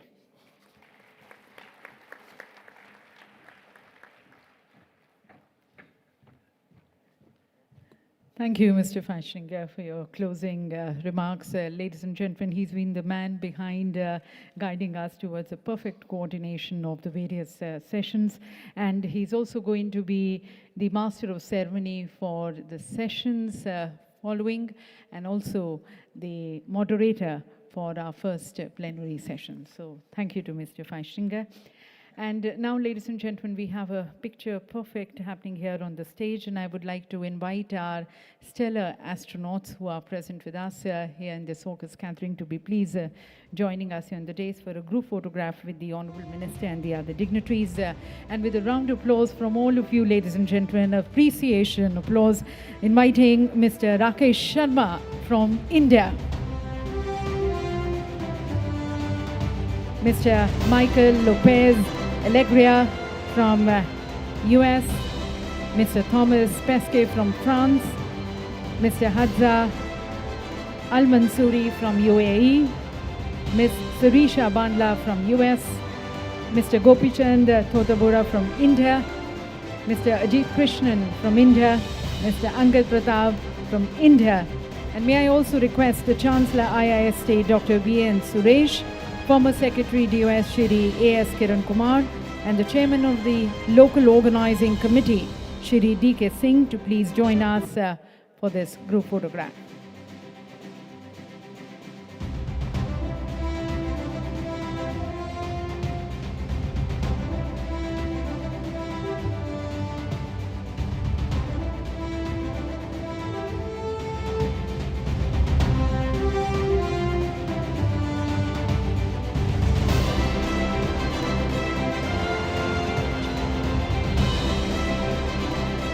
Ladies and gentlemen, this is one picture that is going to be enshrined in the annals of history here.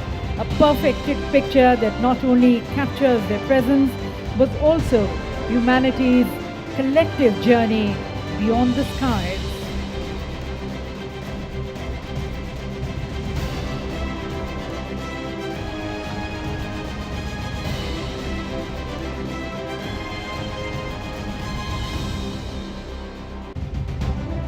We have our leading astronauts here on the stage who have been literally over the moon and the skies, the space, making us all feel proud. And then we have our policy makers, decision makers, extending that support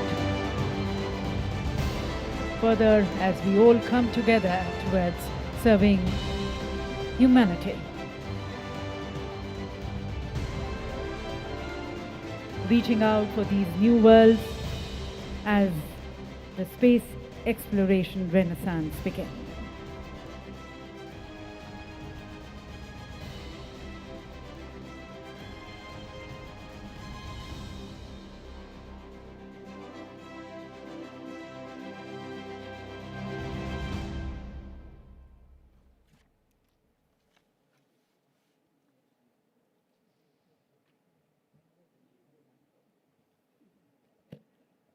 So once again, ladies and gentlemen, can we have a appreciation applause for all our distinguished leaders and the renowned stellar astronauts across the globe here on the stage. Thank you, Honorable Minister, sir, for guiding us, for inspiring us. Thank you to all the other distinguished leaders. And now, ladies and gentlemen, we are going to be having the inauguration of the exhibition. I would like to request the distinguished VIPs to be kindly proceeding for the exhibition inauguration at the ground floor, as the Honourable Minister, sir, also encouraged us to be visiting the exhibition, which is there at the ground floor. Herein we have almost 16 leading global space agencies and industries from across the globe who are demonstrating their state-of-the-art space technologies, their advancements, their developments, their capabilities, their R&D milestones. You can actually witness in this exhibition the latest advancements in their respective industries, offering us a glimpse of the technological revolution. We have 14 startups exhibiting, 2 government companies, 2 foreign companies, 6 private organizations, and 2 institutions demonstrating in the exhibition. I would like to request our delegates to be kindly at their respective seats, for we are also going to be having now a presentation as the VIPs move for the inauguration of the exhibition. We have a presentation from the government of Gujarat on the Gujarat space policy. So request you all to be with us for some more moment, and then we are going to be breaking for lunch. But right now, our distinguished VIPs are going to be inaugurating the exhibition. That's there at the ground floor.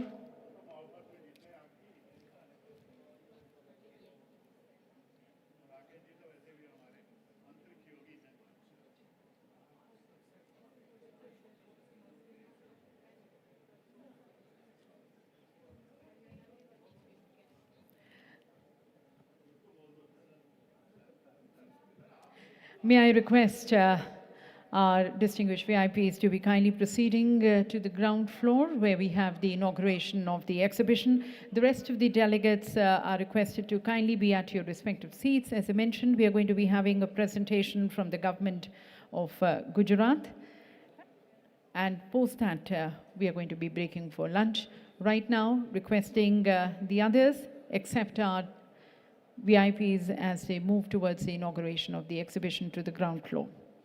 And further to it, during the break time, you're also requested to be paying a visit to the exhibition, as the Honourable Minister said, and he encouraged us to be visiting the exhibition, where we have the strengths, the milestones which India has been able to achieve in the space sector, along with the other organizations and institutions across the globe participating and exhibiting their R&D capabilities and their technological advancements and the future which they have envisioned for their respective countries. A showcase there in the exhibition area.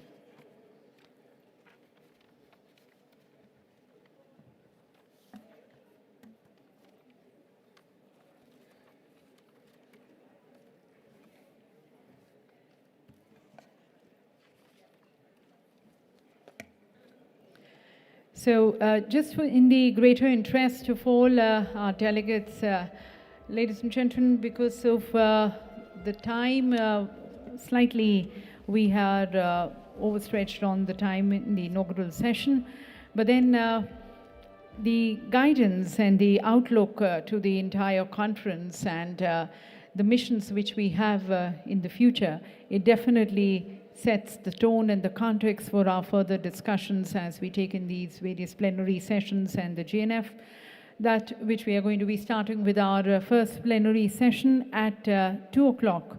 Right now, we have the presentation from the government of Gujarat, I would like to invite Ms. Neha Kumari, IS, the Mission Director of the Gujarat State Electronics Mission. Gujarat, ladies and gentlemen, is the first state in India to have a dedicated space tech policy which encourages investments from private sector with special budgetary provisions from space sector, from centers of excellence and space park. The presentation on Gujarat's state policy for the space sector, we have our presenter, Ms. Neha Kumari, IS, the Mission Director of Gujarat State Electronics Mission. May I request you all to be kindly taking your seats so that we can have the presenter on the stage introducing you to the Gujarat state policy, the private sector.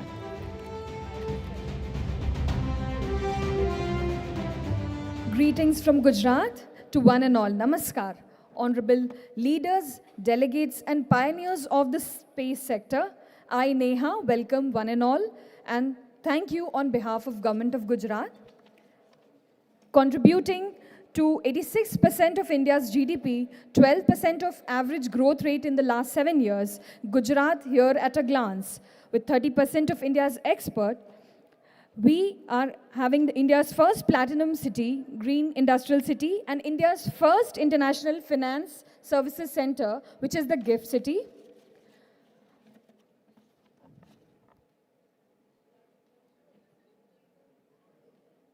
Overview of the space sector. So space sector is of strategic importance to India, and as we already heard that Government of India has established in space, liberalized the space sector, and with a decadal vision, upscaling India's target economy of space sector to about 44 billion by 2033, we have these three path-breaking moves right now. Honorable Prime Minister Sir's vision of serving as a single window independent nodal agency to facilitate private sector participation in the space sector. Moving forward, Gujarat being a manufacturing hub, the focus is on building a high-tech ecosystem, dedicated infrastructure park, center of excellence with fiscal support of CAPEX, OPEX and other incentives. We have specially dedicated policies which create a very good milieu to enhance and facilitate the right ecosystem for the growth of space sector. And we are the only state in India with a dedicated space tech policy 2025-30. With a rich legacy inspired by the pioneering vision of Dr. Vikram Sarabhai, father of the Indian space program, we continue to propel its progress and innovation today.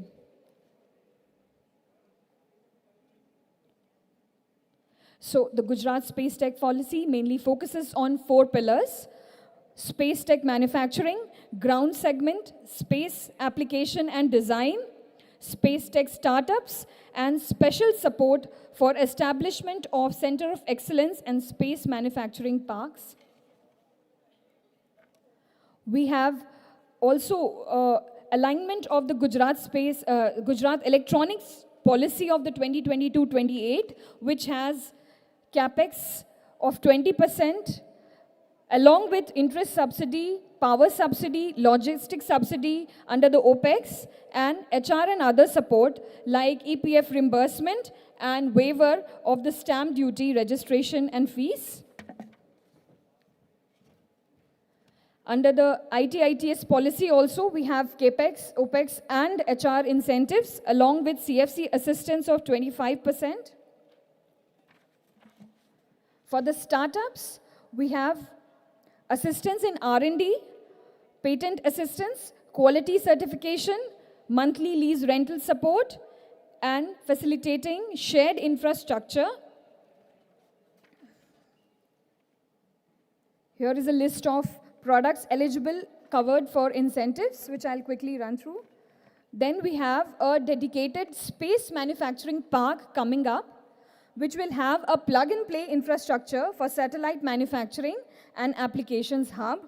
State-of-the-art developed plots shall be allotted to non-governmental entities of space sector, and approximately 35 acres have been identified near the Gujarat Science City for this space manufacturing park.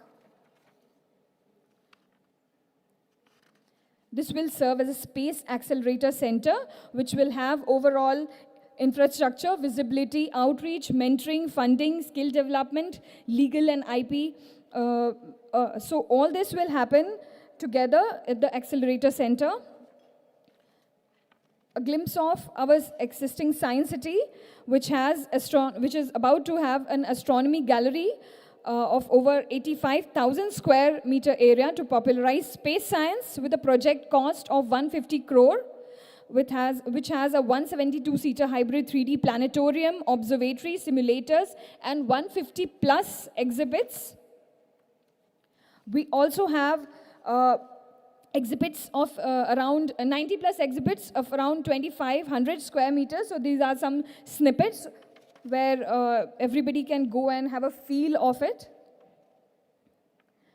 Certain other initiatives which have system lab design in Ahmedabad. Gujarat has zeroed on Kutch and Dhurera for satellite launch pad and organization of World Space Week there. So we look forward to connecting with one and all here in progressing our jointly shared vision of making India Atmanirbhar. And thank you, and we look forward to connect from Government of Gujarat. Thank you.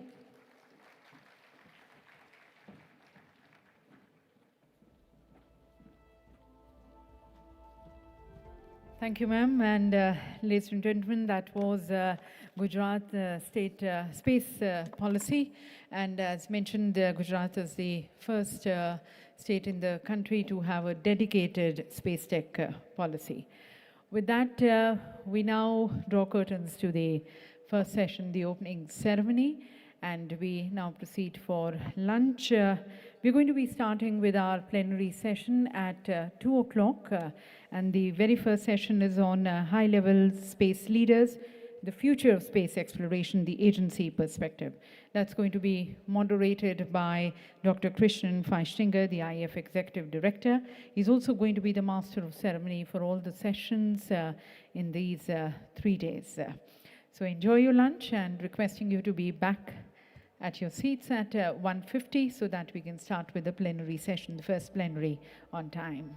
And happy exploring, happy contributing to humanity. Thank you.